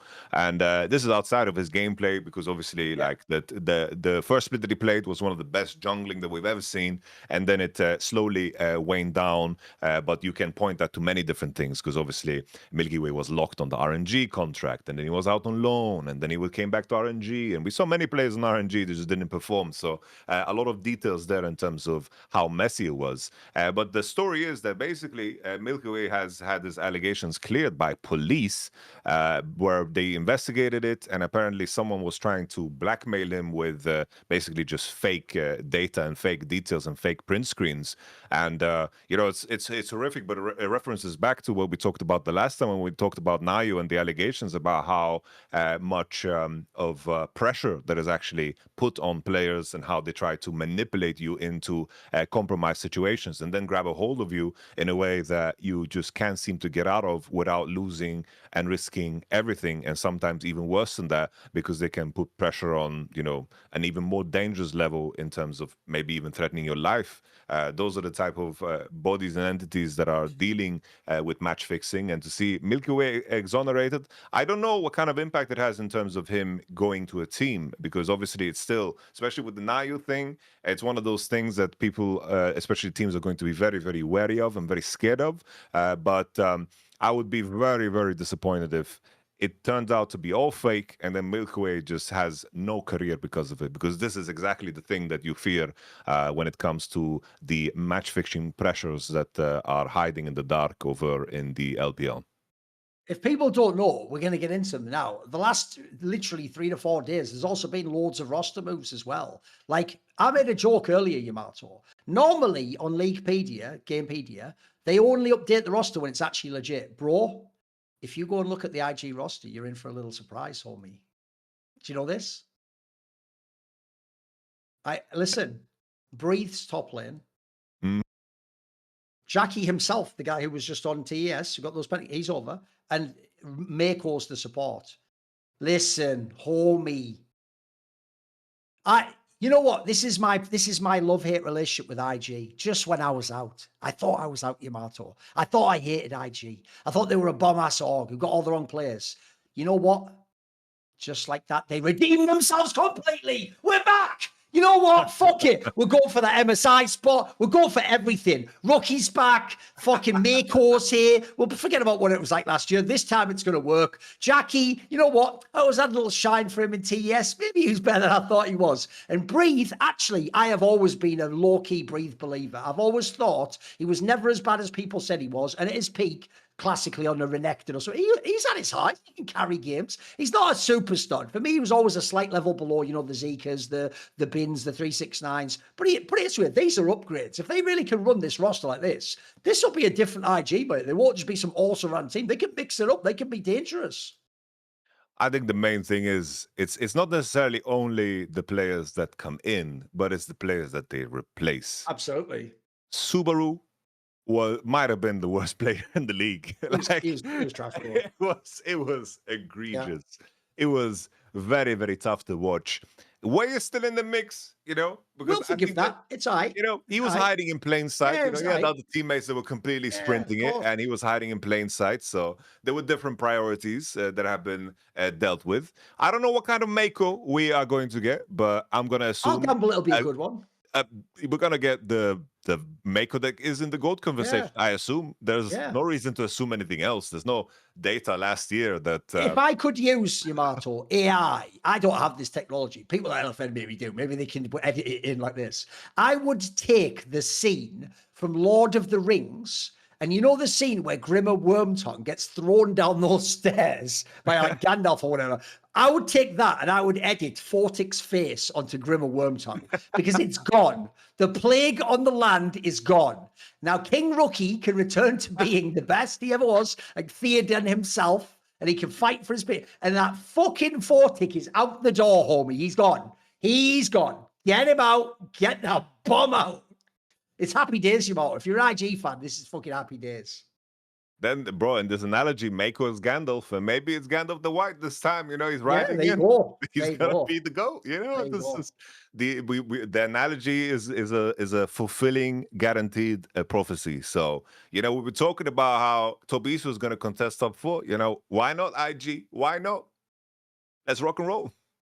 There's one move, though, that I actually found bizarre, though, Yamato. It's one of those ones where I wonder behind the scenes why it happened, right? I actually thought the revelation of last split, the shocking team, because everyone thought the JDG, it was actually Weibo. Weibo was way better than you expect. Weibo's taken out the Airhard guy, who actually, by the way, I thought was pretty fucking good, mates. He was kind of on some, like, LPL Duro shit. They took him out. They brought back in veteran player Hong, who obviously everyone's known for years and years and years.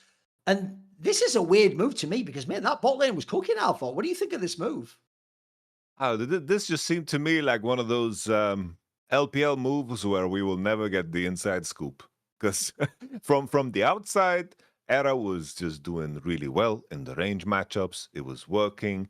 I'm not so sure what's going on there. Like I'm trying to, put together the pieces like Charlie and, Always Sunny in Philadelphia, like doing the thing. And I'm like just looking at JJ. Like JJ is very, specific with how he wants to play with the support. And maybe that's something that bothers him and they didn't have the synergy there. But even in the games, they did have synergy. So I'm not so sure. Like Weibo's saving grace, what kept him in the conversation of maybe making it all the way was the super jungle play because the other aspects of the team were quite inconsistent. So this one is a mystery.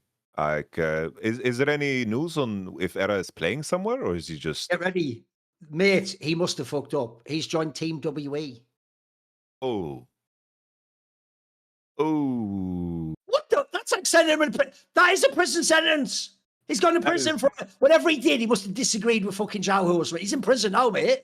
Team WE. Yeah. Listen, maybe like 10 years ago. No, not in 2026.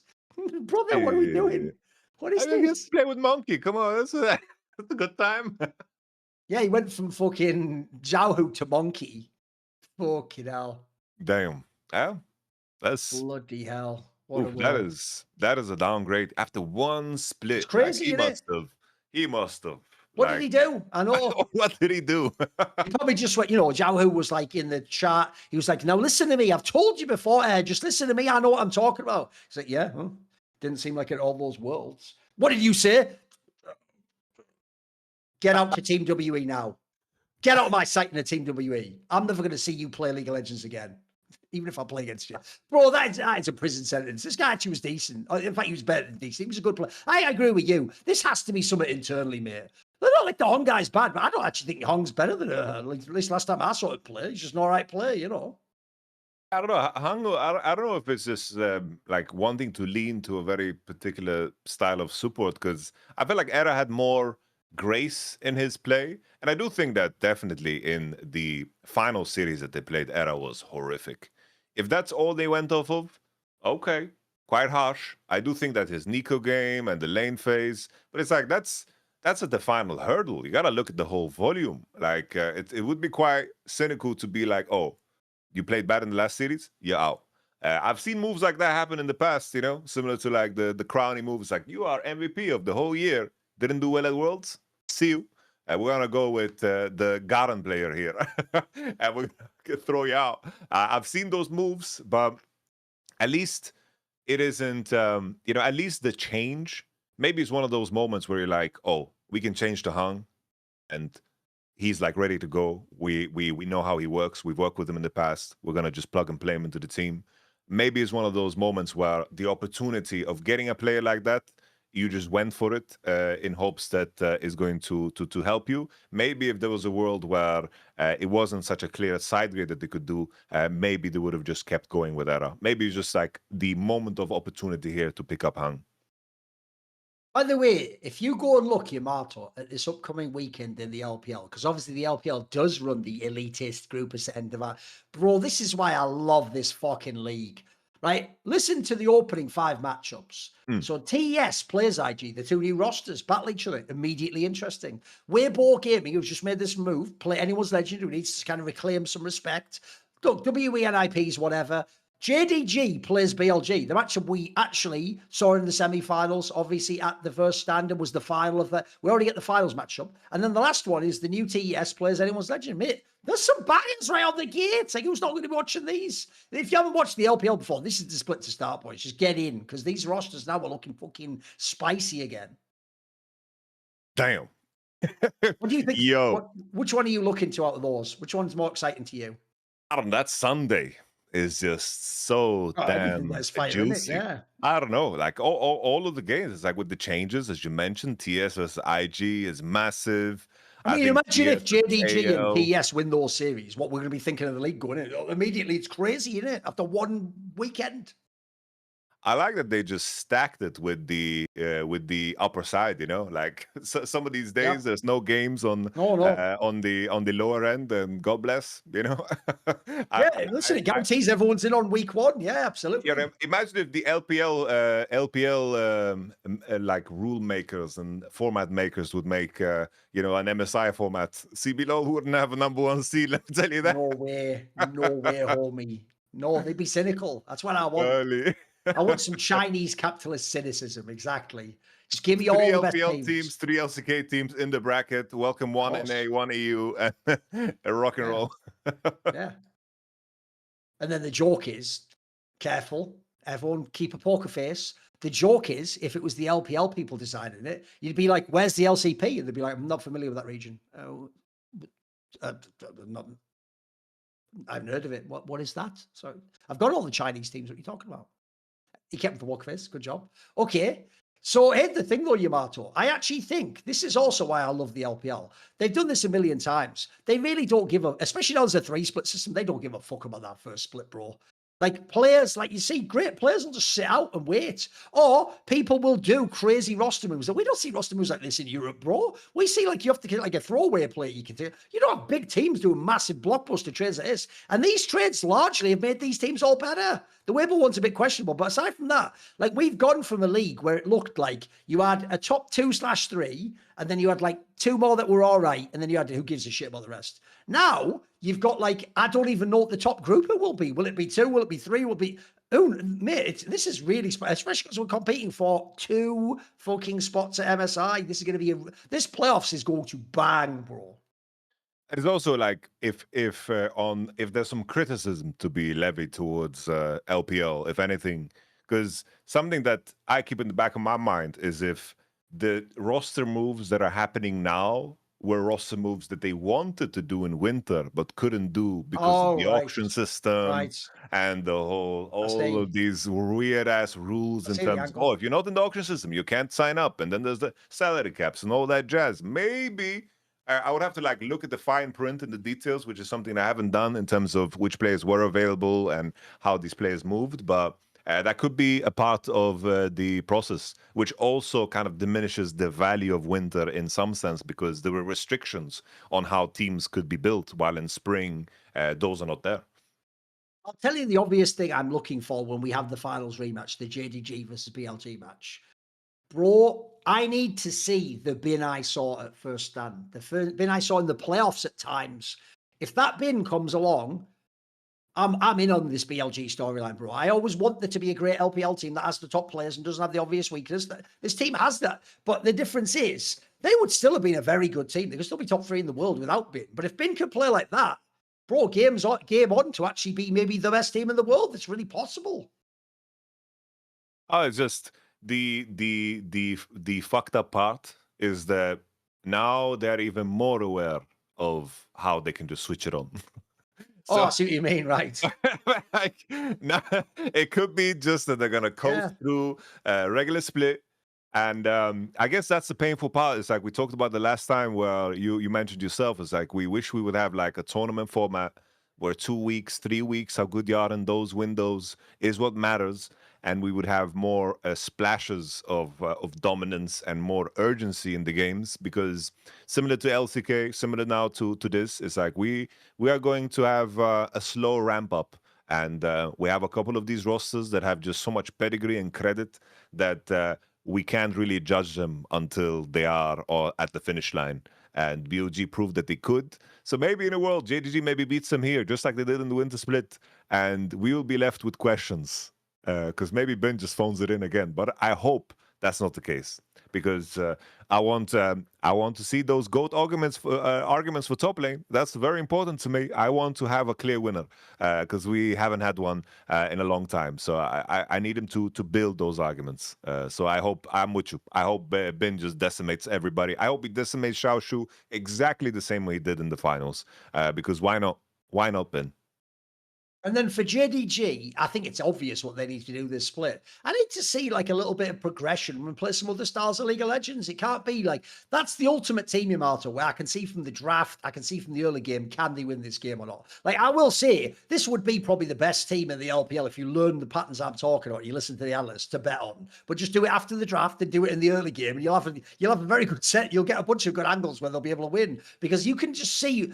It's not even that it's obvious when they will. It's obvious when they won't win the game, Yamato. That's the problem. In fact, you even saw it firsthand. There are matches they were in where it was just they weren't ever going to win this game. Like, I think they're a little bit too limited for me. They've made the players work. Fair play to Tarby. He's made this combo work. He's even made it dangerous at times. But I want, if you're going to be the top LPL representatives, I want you to be well-rounded. I want you to be able to play against every type of a team. And I didn't really get that so far. I need some more from JDG, you know?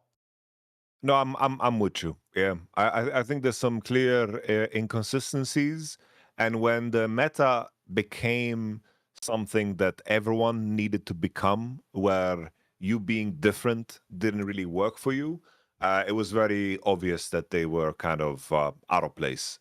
In that series that they played against BOG, of course, at first stand, it made it even more obvious. And I'm worried that it's going to get even more obvious when this split proceeds because they need to expand. Now, Junja and Honkyu, even though they are like coming back to the LPL, these are players that have a lot of games under their belt. Like Honkyu, sure, played only 1 year, but that was a very, very complete year in terms of where he competed and how much he won. But the mark there as a player that he has is that he's a very, very good laner, and then beyond that, kind of struggles and finds himself in awkward spots unless the team fights kind of play themselves. And with all of the things that we've mentioned, there's so much experience kind of circling around them like sharks in these other teams like AL, Weibo, and of course BOG. They need to add that macro flair to the more inconsistent players in Vampire and of course Honkyu and Junja, because some of the mistakes they are doing, they won't get away with doing them against any of these teams. And maybe in the beginning, in a winter split, when teams aren't as sharp, you get away with it. But now teams are getting better, teams are going to improve, and the experience will hammer down on those mistakes. So they need to really, really toughen up. Thing about me, Yamato, is I know what I like, and I'm very particular, but I'm also really consistent. Like when I like something, I just like it, and I like it so much I get used to it. I want only that thing, and I don't even mind other things. I don't care. I just want that thing. So if everyone remembers back in the day, I used to have a famous analogy I gave about the LPL with the player Caedrel, the jungler, where famously he was like a farming jungler who would farm to oblivion, by the way, and become like a mini carry. But actually, it wasn't until he played with people like Deft he ever really like changed his game to be a ganker and be more of a And so I used to say, I said this famously to Frost Scoring when I used to work with her. What's funny is people thought this was a diss. I gave the analogy that Caedrel was like the model Kate Upton, the swimsuit model. Because my premise was, his farming game's unreal. His team fighting's sick. Yeah, if he does that one style, he's the best. But the point is, that's like the time Kate Upton, the perception was, she just had amazing tits. She had a massive rack. She looked good in a swimsuit. Listen, for a model, by the way, she didn't have particularly, like, she didn't have the thin waist, you know. She had a fairly pretty face, but it wasn't like some, like, you know, like, put it this way, someone like Natalie Portman in her prime would maybe be more of like, you know, someone like you'd put a sculpture of. So my point is, that wasn't a diss. I love me some Kate Upton. That era Kate Upton, goat shit, homie. We're talking like, that's like 2013 Ronaldo, mate. She was getting it done, homie. But my point is, if I like things, I just like those things. So you know what's sad? Even though I'm a massive Knight fan, I love BLG Super Team. I want them to be great. I like IG and Rookie and all that. The team my heart pulls for in the LPL to be good is Anyone's Legend, bro. And here's why. Because they have the following two things. They have good macro, because I think they have the best jungler in the world. I notice in all those conversations, Skewmond and Jun are the best jungler in the world. Mate, you better put my boy Tarzan in that conversation still. He hasn't been eliminated from that conversation. He is still allowed to be in that. He is that good. So they have the macro element, which is key if you ever want to win a world or something. But crucially also, if you're going to be an LPL team, I love me a team fighting teammate. And Anyone's Legend, until the end when they fell apart in the plus, they were fucking good at that, mate. They were out team fighting BLG in the regular split, right? This is the team where they've sort of been forgotten, because at least JDG got to go to first stand. BLG won first stand. You know, we have these other squads making roster. I think everyone's forgotten about. Y'all done forgot about AL. They forgot about Anyone's Legend, because, mate, this squad is still the squad that were the champions and have been a very good team at times and been the best team I want to see this team at their peak again. I want to see them manifest again. The tough thing is, similar to how Forgot About Dre was written by Eminem, I feel like the high points of AL were written by Tabe, you know, and they have this coaching problem, you know. Helper got kicked out like after one split, and they're getting in Bigway, I believe, which is a name. That's a name, you know. Someone has won the league, and you know he's coming in. You know, that's interesting. He was on BLG for the longest time, but we talked about BLG being like the least coach roster ever last year, and Bigway was right there, you know, on the front lines. So with that being said, I'm curious how that development is going to lead itself, because you know, if clearly something internally, there was a struggle here, and I'm wondering how they're going to move on from that, because in the end, I do think AL and like Tarzan, KL, jungle and support is super important. They can definitely like carry games. But the issue is, like, I'm looking at the other teams too, and they have very strong jungle and supports.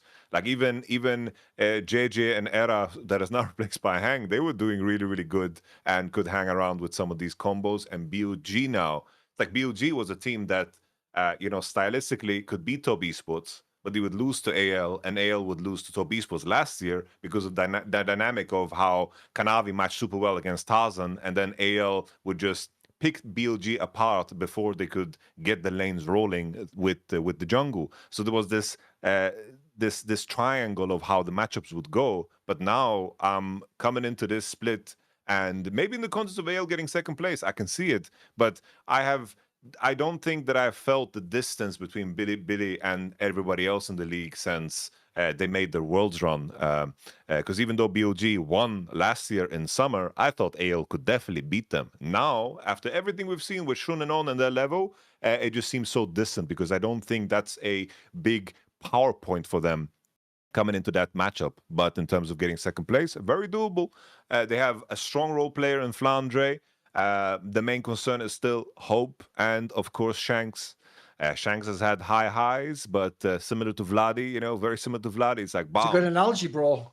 Really, really good. He's kind of like mild. Here's the thing: he still clearly has potential. He's like mildly fraudulent. I think it's a good contrast, actually. Yeah, and Hope is like, I hate to say it because I feel like he's. Do you want an analogy? I've got an analogy for you. Okay, go for it. Hope is the Crownie of this team, bro. Because he can actually, in a lot of games, be good and he can do the ADC role. But the second you lose, you're going to blame the shit out of this guy, mate. This is the guy every fan's banging his head. The joke is that those are two players that their own fans of their team are like, I hate that motherfucker. Like, he's on the team as well, Like, what are we doing? Like, mate, this guy, he's the number one whipping boy. Everyone's waiting for it. I wanted to go harsher. I wanted to call him a way better version of Photic. Oh, how dare you? How Hope is a double LPL champion, sir.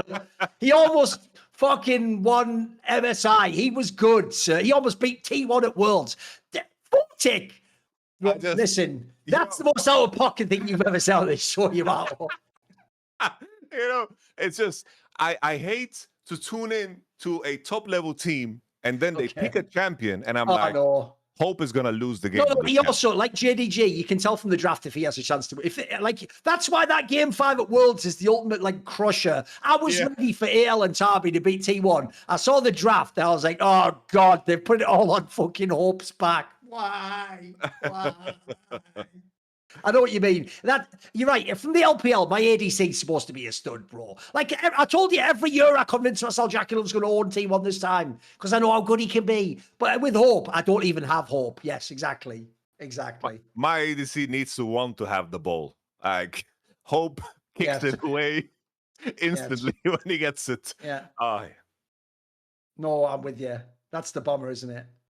Yes, sir. Well, did you know you could join us if you play at Prize Picks? Because after you play your first $5 lineup at Prize Picks, you will get $50 in lineups. So obviously there's loads of sports going on now. Basketball season is very much underway. Actually, the tournament is happening. You've obviously got all the massive who's going to be the MVP. All these stars are balling out of control. So if you are like me, a massive Jokic fan, and you think he's been hard done by, well, all you do on Prize Picks is easy. You just take 30 seconds. You just pick 2 to 6 of their stats predictions. For each prediction, you just pick more or less. So for example, for Jokic, they're going to have something like, will he make 4 3-pointers this game? Depends who he's playing against. Certain teams, I think he will. Other times, he tends to be unselfish. You share the ball. He has all the triple doubles. You can also do a feature called stacks where you pick the same player multiple times. Someone like Jokic is a great example. He's actually averaging a triple double this season. So you can take him for points, rebounds, assists, and he's going to get them all. He's also a mega 3-point shooter as well. It's mega.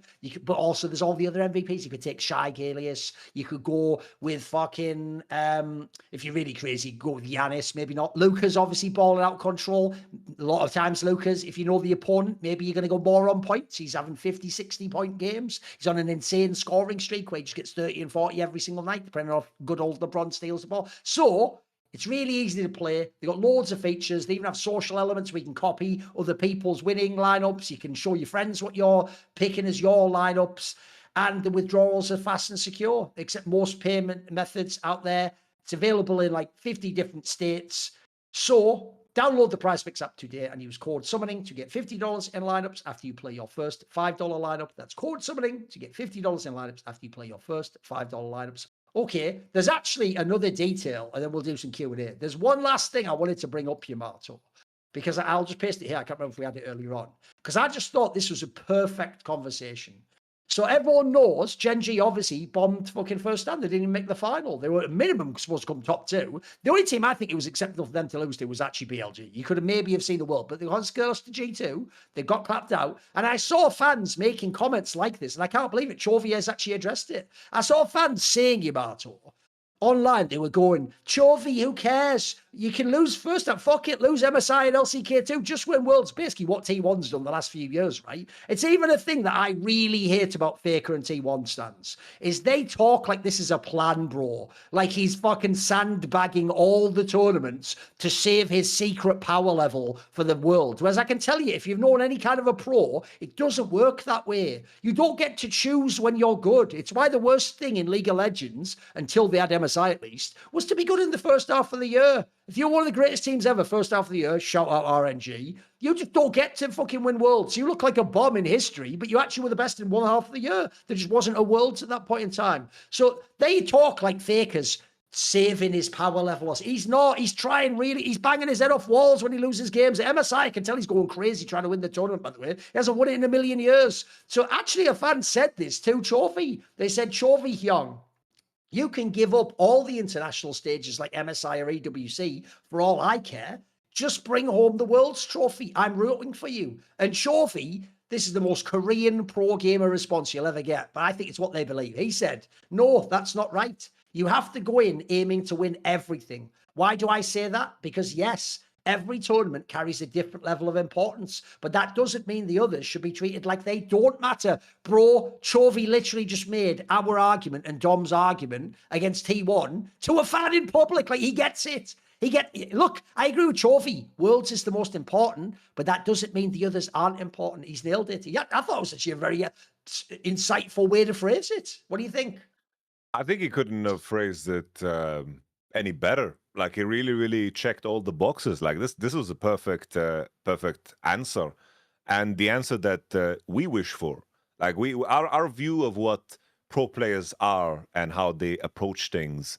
It's like we can see through the things and understand that T1, when they were losing and they are losing in the regular split, how much it pains them and how hard they are working and how dramatic it is and how like all of those losses like stack up to you, and how impressive looking at it through that lens, and then for them to ramp up and win the world championship, it makes for a far greater story. It's kind of like when Gumayushi got benched and people took pity to him, when in reality that was a moment where we, looking at Gumayushi and understanding that he's like a top level athlete in his field, that he would take that and view it as an opportunity to rise above and do better. And the fact that he left on such a high note, being MVP of Worlds, that makes for like the perfect story, because he went through the hardships along the way. It isn't as simple as, they don't care, they get to the World Championship and they perform. That is such a terrible storytelling, and it's also just not human at all, and it's not connected to the pro player experience. And for Chovy to say this is perfect, because we know for a fact that for every competitor, it's the same way. For T1, it's the same way. For the longest time, where every finals, they just couldn't win, whether it was MSI or LCK Summer, and then the next Spring Split, and then, of course, MSI again, and then all the way till 2023, where they finally broke that curse. All of those losses weighed heavy, because all of those matches matter. And, bro, remember Kerry crying after that season 12 Worlds or whatever? Bro, he was distraught. And it's like, in my mind, I think this is the rationale, I assume, for every pro player. If not, then I don't know what the hell you're doing. Like, but this way, you know, the most famous example ever, because he's the only one who stupidly ever said it out loud, because that's who he is when Doublelift during COVID said Spring Split doesn't matter and didn't want to play it. Well, that's also how you knew that was the end of his career, bro. That means he started already at the point where he doesn't necessarily get up for every match, and he can't. What he meant there basically was, I can't get motivated in spring, so fuck it, cancel it. Let's just go straight in the summer when it matters and there's the stakes. Well, unfortunately, that's a sign that you're not like actually on the cutting edge anymore. You're not giving it. The beautiful thing about this is, I always think if you ever do Korean star players, the way you make them spicier is you've got to use a bit of like anime magic. You've got to get a bit of shonen anime in there.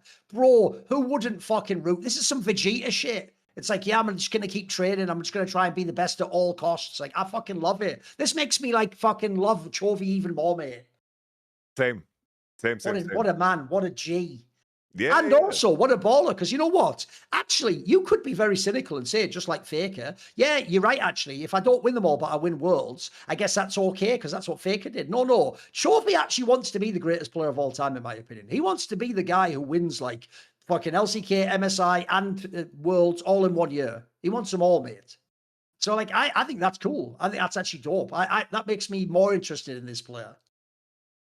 And it's also like, from just strictly just from the point of view of preparing yourself to win, you should practice winning.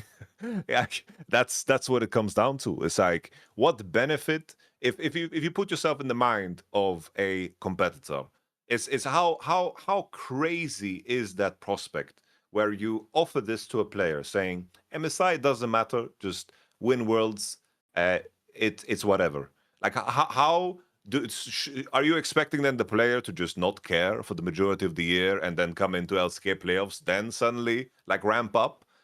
Should he like look down on all the competition in the league and just assume that these guys are not going to steadily improve? Should they just phone it in, take a paid contract, and just not give a fuck about the games? Is that the image of a pro player that you're projecting in your mind?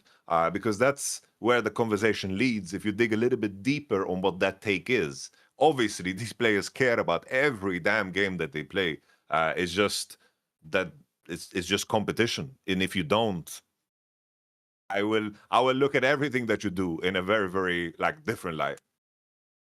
Right, let's do it then. We'll do our last section, which is obviously the Q&A. Let's just jump right in, shall we? So if you would like to ask a question, it's simple. Just go and subscribe to the Last Few Nation Discord.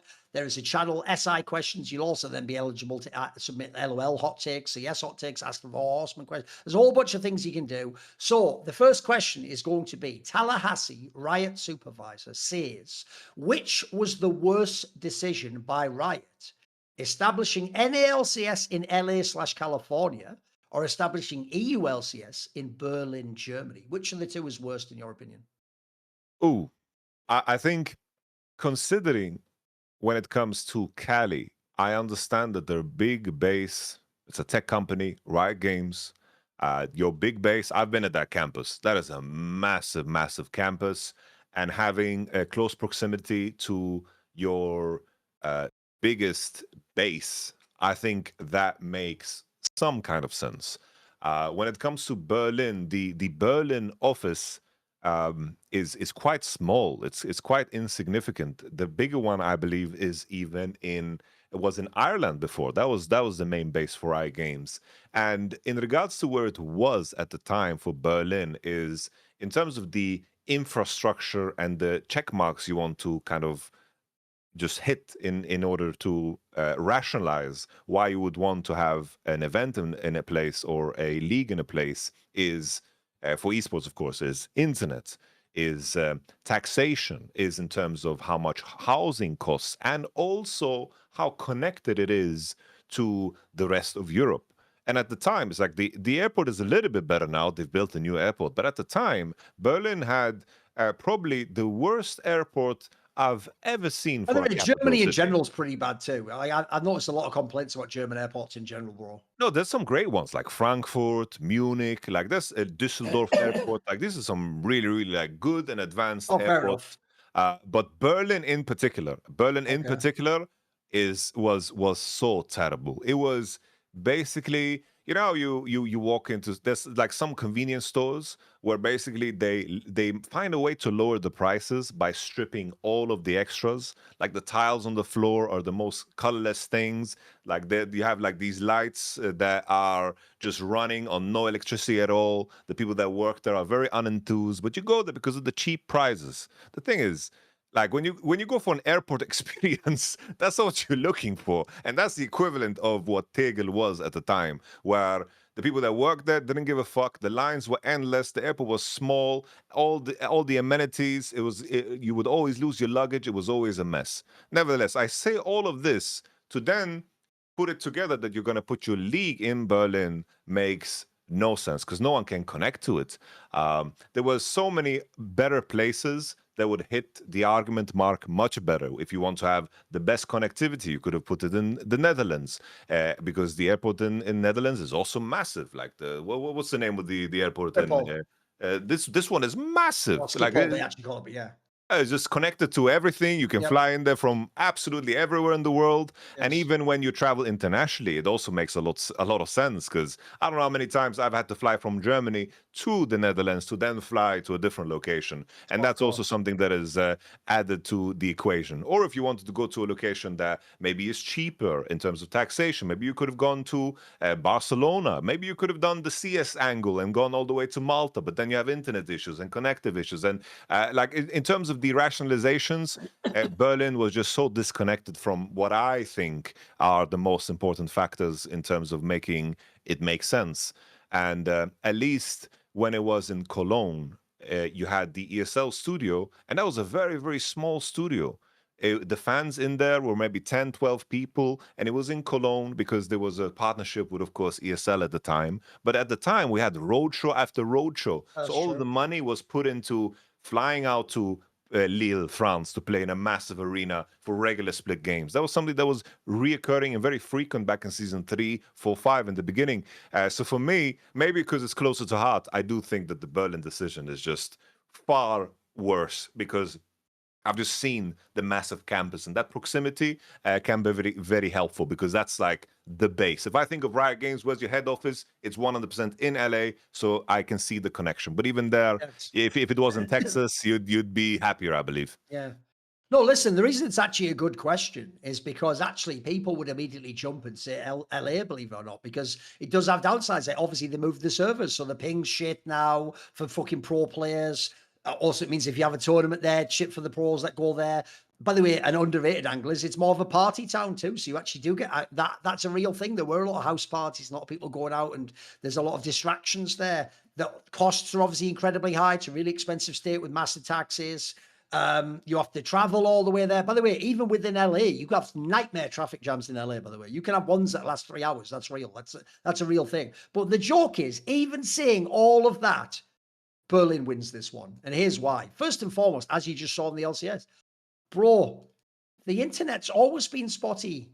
It's always had fucking issues there. There are so many stories of people getting a team house and then it has little jitters, where jitters part during the game or has an outage or something. That's also another reason I don't think it's right. That's why I always say it. People don't get this. They go, you just say Netherlands because you live there. That's why I live there, you moron. What connection would I have to the Netherlands otherwise? Except for fucking Willem d'Oranje, who was king of my country at one point in time. That's about it. And that was hundreds and hundreds of years ago. So we've let that go already. We played on 4G in Fnatic. We played on 4G SIM cards. That's ridiculous. And meanwhile, I can tell COVID, you. We played in the office. We played matches, official matches for the European League on 4G. Meanwhile, not only does the Netherlands have amazing internet, put it this way, now everyone residential can even just get fiber, Yamato. They can get a gigabit line. And also, they don't just have good internet. I always say this, the Netherlands somehow is forgotten. People don't know it's as good as the fucking Nordic region. It's unbelievable internet. Like, when you have internet here that's really fast, it doesn't go out. It doesn't lag. It just runs at that speed all the time. The speed test is amazing. And I've told this story before. I think I had one outage that lasted 2 hours once in like 8 or 9 years being here. And meanwhile, say I ever had it where it slowed for a minute and went out. I just reset the router and 10 minutes later it was back every single time. Every single time. It's insane. Like, it's actually mad. And also, as you say, Schiphol, as they say in Dutch, is actually like the hub airport of Europe. You can go everywhere. You can even go there cheap. You have fucking a million. The train system runs really well. By the way, it's also, if people don't know, I didn't know this myself till I moved here. It's the #1 country in the world that isn't native English speaking for speaking English. Everyone speaks very fluent English here. And it's insane. Oh, they're also quite welcoming of foreigners, even, believe it or not. So to me, Netherlands would actually be the perfect spot. I even think it would be awesome in that sense. I even think the airport angle means people could do things like between the splits, go home for a week or two and see their family, go to Spain, go to France, go to wherever, go to Germany is the joke. And lastly, I'll just put this out there. Netherlands isn't that great in terms of weather, but another thing about Germany that hurts on top of all the other problems is it is quite a shitty, like bad weather. It's a bit gloomy, etc. I mean, it's also even sort of, listen, I won't say shit about the Dutch, but the Germans also have a gloomy sort of temperament about them, unfortunately. They are just sort of a bit like, follow the rules. It's like, oh, cool, this is an awesome place to live in it. The funny thing is, you mentioned the party angle in Cali. You've managed to pick the party capital, like outside of Ibiza, like you're in a situation where Berlin is... I always say the same thing. There's these guys on the street that are trying to lure you into a restaurant. They're just shouting out, all the meals they have. It's always the same, just combo. It's like we have kebab, pizza, burger. The same guys, when the sun goes down, are selling you drugs straight on the street. They are cocaine, marijuana. They just changed the menu. They flipped the page. So it's like in terms of partying, there's also crazy stories. I don't know how many times on a Monday We've had to cancel a scrim because the enemy team had a player that just didn't show up and they're not sure if he's alive or not. So on the party angle, it's also a little bit of Bleg in Berlin, but I blame the players for all this shit. Yes. Right. Wait there 1 second. Shit, we were doing Q&A. Yeah. I forgot. What about Big Boy says, if imports were never allowed, would EU have been a stronger region of the LPL throughout the 2010s? Because his reasoning is Europe would obviously have kept its talent that went to NA, but the LPL wouldn't be able to use the Koreans. What do you think? Would EU have been better than LPL? Oh damn! I kind Good of question, think. isn't it? I need to think back. Like, help me out here. Which talents did we lose to Bjergsen, NA? Jensen, Bjergsen is a fucking good one. Jensen, Svenskeren, Froggen went as well early. Froggen. Svenskeren. I guess it's like TSM that managed to grab some of the guys. Mithy and Sven, while they were still good. Yeah.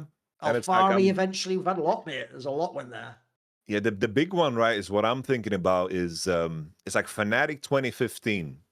Like if I think back of the rosters out of Europe that were the most competitive, we had the G2 that you mentioned with Mithy and Sven, which is a crucial one. I think Fnatic 2015, Huni and Reignover did, like especially Huni did a lot of lifting for the region, so that was like a big benefit in my mind. That's true. But in regards to some of the losses, I do think that the losses to NA definitely outweigh the imports that we got over. Because even though, as I'm like boxing in my mind in this topic, Trick and Spirit were also like massive players in Europe for the jungle position, because that's something that was lacking for us.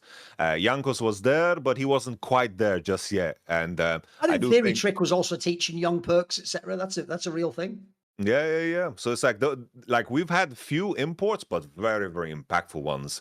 So we're messing with big forces. But we can say straight off the bat that NA maybe it's in a weird way, maybe it would have been a lot healthier, because the process of continuation maybe would have been the same, and maybe when they moved from the OG COG TSM lineups, the legacy would have been carried on in a way that was different. But at the same time, to try to think of a world where anyone could outweigh the impact of Bjergsen, anyone outweigh the impact of Jensen on C9. We're not comparing LCS, yeah. Sorry? We're not comparing NA and EU. It was EU and China. Oh, well, the question was globally, or was it only EU? No, his question was, if you didn't allow imports, would EU have been better than LPL in the 2010s? Because then EU gets to keep their talent, but LPL can't. Okay, I understand. So I that's just wanted to Yeah, find a way to dunk on NA. Like, that's all right. I know, your brain went straight to that. I think. Listen, you might always be the EU over NA, even when they had our players. No, he means would they be better? If you couldn't have Koreans in the LPL, would EU be better than LPL? Ooh. We had, like, considering the flagship team in RNG was always like fully Chinese, I do think that topping that is a tough one. Even though there were moments of time where like RNG lost, I do think that there were some key signings, but there were also like big name players that went over to the LPL and did fuck all. I remember these guys. I remember these signees. Outside of like Rookie in the beginning, the impact of the imports wasn't that heavy-handed. But I think back of like a team like WE. But even there, you had Mystic, like Korean import. I'm thinking out loud right here. So you just take over whenever you want to. What I'll say is this: I think it's a well-framed question, because if you do just think quickly like that, if EU gets all those talents we just mentioned, they're only in EU, the talent level would be unbelievable. By the way, our top 3 world's teams would be bonkers, and LPL would be worse. Like every single team that ever won Worlds had Koreans in it. It just did. Like, and that was a massive detail. But here's the problem he has. I think the period when he'd be most right and he would be better than LPL was around when it was, which was like the mid 2010s. If you go to the latter part of the 2010s, bro, we can still make some banging Chinese rosters. Like we've got 369, we've got people even like Zoom. At the moment, Knight is in the picture. It's just done. Yeah, Knight comes along. You have Zhao. Even Shia was pretty good. Shia, remember the old WE mid laner? Yeah, yeah. You obviously ADC's still got Uzi Eye, still got Jackie Love, still got some big name players. Jungle has Tian. We have even MLXG was good. Like we had Arsa, you could came back. you could obviously you have Mako at support. You could still absolutely make like some really good teams. But I do agree there would have been a period where that could have been a real thing. EU could have been the true second best, and not just like one tournament or what you. It's possible. It's possible. I definitely would have loved. By the way, the EU LCS with those mid laners would be fucking insane.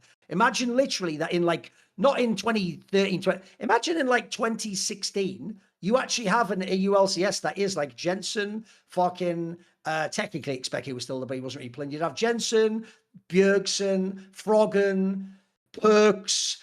That was when he still had Power of Evil. Bruh, that would be a Nuke Doc still around. Yeah. That's a fucking league right there, man. We'd be cooking. We'd be cooking. I agree with you, though. You have to give it up, though. Huni and Rainover was significant for Fnatic. Trick helped Perks get on his way. Yeah, you had a few that came in. Wasn't too many, but there was a few that were significant players for sure.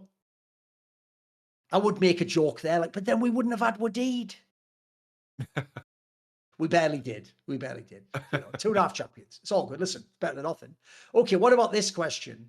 It's actually one for me. Fede says, Thorin has said he doesn't like going to the cinema.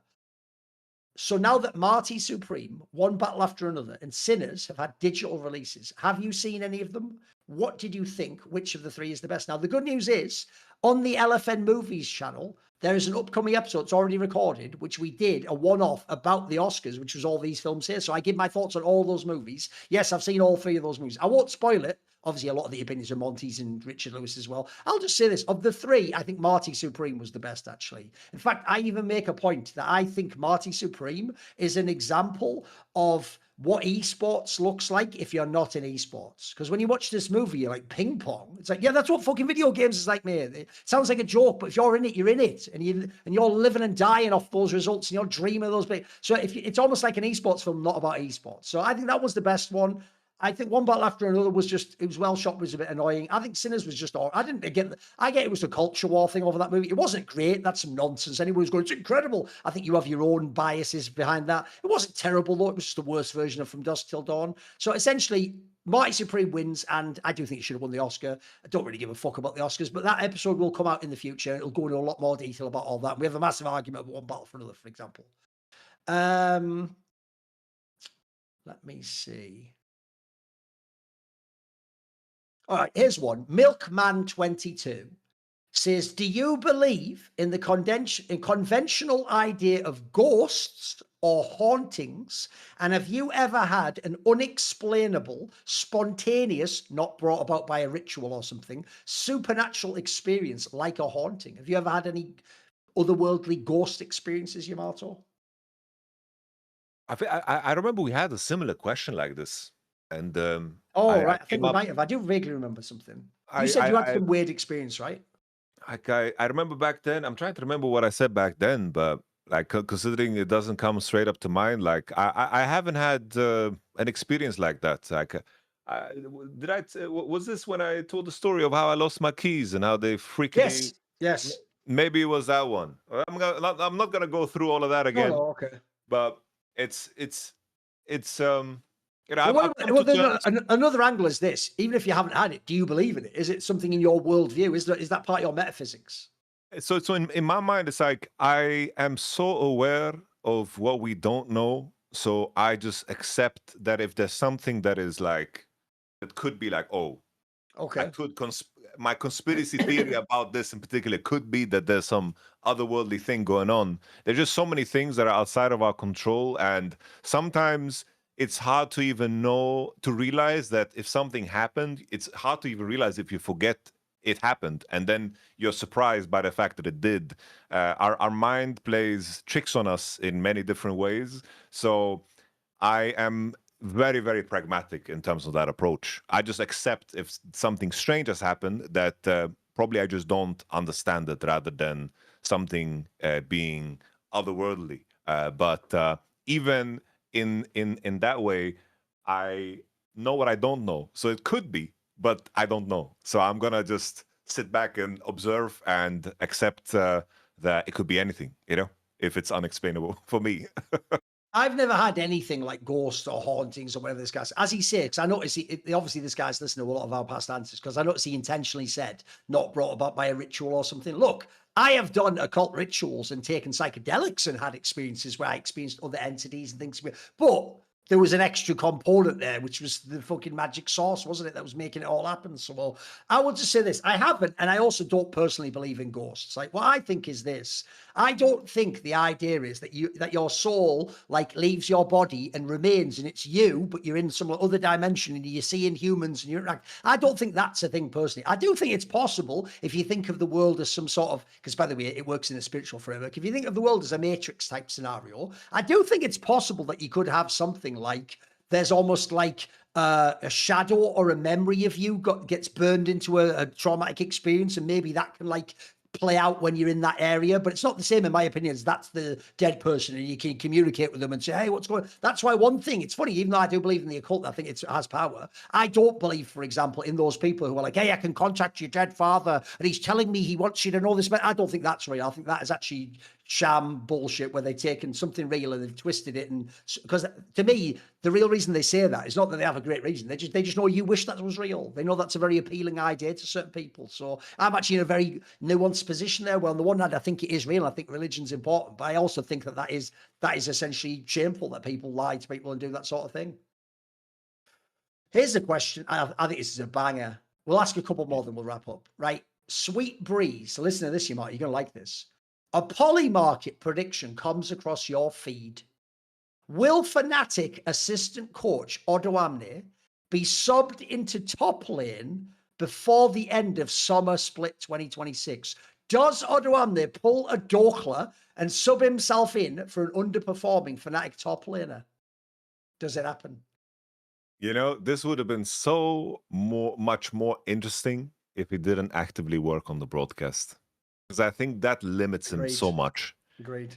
In terms of if he didn't work on the broadcast, I'd be like, I can see that easily. They just need some stability top lane, just sub him in and offer some form of consistency, play through bot lane and make your game streamlined. But considering he's on broadcast, when the fuck does he have time to keep his form up? Like, he's not playing solo queue. Come on now. He's working too many jobs already. Whenever that happens, you have a player, you look under solo queue count. And if this market was there, I'd be like, is Odam the high rank right now? Is he grinding games? Yes. I'm buying. If not, I'm staying away. You know, I'm just staying away.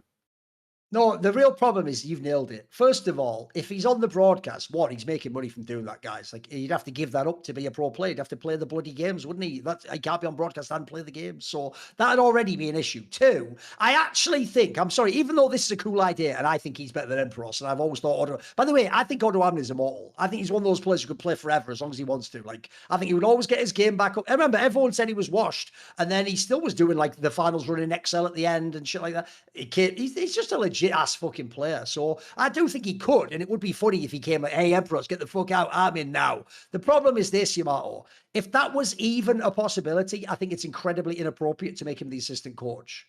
Like, what are you doing to your player? What? So if I join Fnatic now, there's a chance the coach might replace me. I'm not fucking joining them. What's that nonsense? Like, that shouldn't even be in anyone's mind. It's a funny idea for us. It's a terrible idea in reality, though. And it's coming into for support. I think that was insane too, bro. I think that was also bonkers.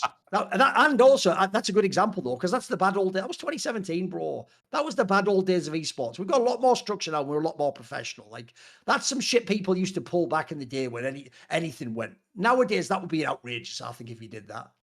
Right, the last question is going to be this one. This is a bit mad. Have you ever seen the film Face Off, by the way, with Nicolas Cage? Yeah. Of course, one of the all-time greats, by the way. I love that fucking movie. XL Gully says you switch bodies face-off style with Mark Merrill and take over his role at Riot Games for 1 month. But any move that is too extreme will make Mark sabotage your own critics. Remember, you switched bodies, so he's you. So if you do anything too fucked up in his role, he'll reprisal. So listen, do you influence things subtly or go full mutually assured destruction? Well, Mark Merrill, I would have power over my own career. On some level, yeah. That's the one that is freaky here, which is an added layer. Sure. I would have full power over my own, because for example, now I don't have LEC co-streaming rights. I can co-stream LPL, I can co-stream LCK, I can co-stream LCS, I can co-stream all the internationals, everything really, but not LEC. Maybe I'd make some moves to just I would use maybe this opportunity to just help my own propositions here. Okay. But in terms of the changes for the game, oh, bro, I would find a way, okay? Find a way to break up the franchise system. That would be my legacy. I would find a way to break the franchise system. I would maybe launch some new skin lines or something, and then I would just push the esports towards a tournament circuit where the prize money would be funneled by a skin that basically just signifies the event, and I would find a way to fund it, and I would find a way to make the top 3 teams from every region just clash against each other. And that would be my legacy and my gift to myself. And I hope, as Mark Merrill would look at that through the lens of my body, that he could see the beauty of it. And I would basically take that decision and take the brunt of the pain in the office while he's gone. And then he would come back to a more fruitful esports future.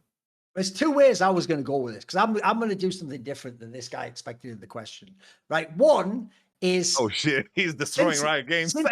Since it's only a month long, and I have to worry that Mark Merrill does something to me. Here's what I would do: I would play it real cool for most of that month. I'd just see what was going on, chill out, get the lay of the land, get to know the relationship. Right at the end of the month, on the last week, privately, I enact the following changes. 1, I make an internal decision that I don't care anymore about Riot. And privately, I communicate that I've lost my passion. It's never going to come back. And you know what? I'm just not the person I was before. So privately, I arrange for someone to take my job. And at the end of the week, 1 day before we swap back, I retire officially. And I get all the fanfare, the message, all the rest of it. So there's only a day for him to take any kind of revenge on me, by the way. If in 1 day you can do something, Mark Morrow, with my body that really wrecks my career, I've always told people this. They don't get it, Yamato. I do play my career quite clean. Like, I've never lied publicly. I've never fucking done anything immoral or fucked up, never done anything illegal, etc. But I have also built a reputation of being a bad boy. I used to say this to pro players. There was a story 10 years ago where at a major in CS, the Ukrainian in-game leader, Zeus, started filming me in a lobby right before the after party and like posting it on my Twitter, saying all weird shit, like filming me like secretly where I didn't even know he was doing it, where I was just talking to someone. You couldn't even hear what I was saying. You could just say, I'm just saying that he is scared of me. Shall I go up to him? And so what I remember me and Richard said on By the Numbers, because we just said, Zeus, you don't know the game you're playing here. You can't win this game of chicken. The difference is, say I tell all the stories about you. I could tell the stories of who you cheated on your wife with. I could tell the stories about the drugs I saw you take. I could tell the stories about some of the things I've heard within your teams that you did and inappropriate things that you did to people at events. Here's the difference, mate. If you come out and tell the stories about the people I fucked, if you tell the stories about the drugs I took, if you tell the stories about the nights I had, I'm just a legend for that, homie. That wouldn't kill my career. You're a pro player, mate. That ends your career tomorrow. So you can't play that game with me. So first of all, Mark Merrill has 1 day to go crazy. Spoiler, you wouldn't even know it was me.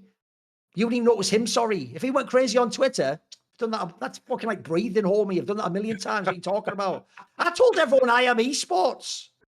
I told women, why don't you go and build your own fucking esports industry? Piss off. See ya. If you're better than us, and just make your own company, make your own leagues, and build your own esports industry. Problem solved.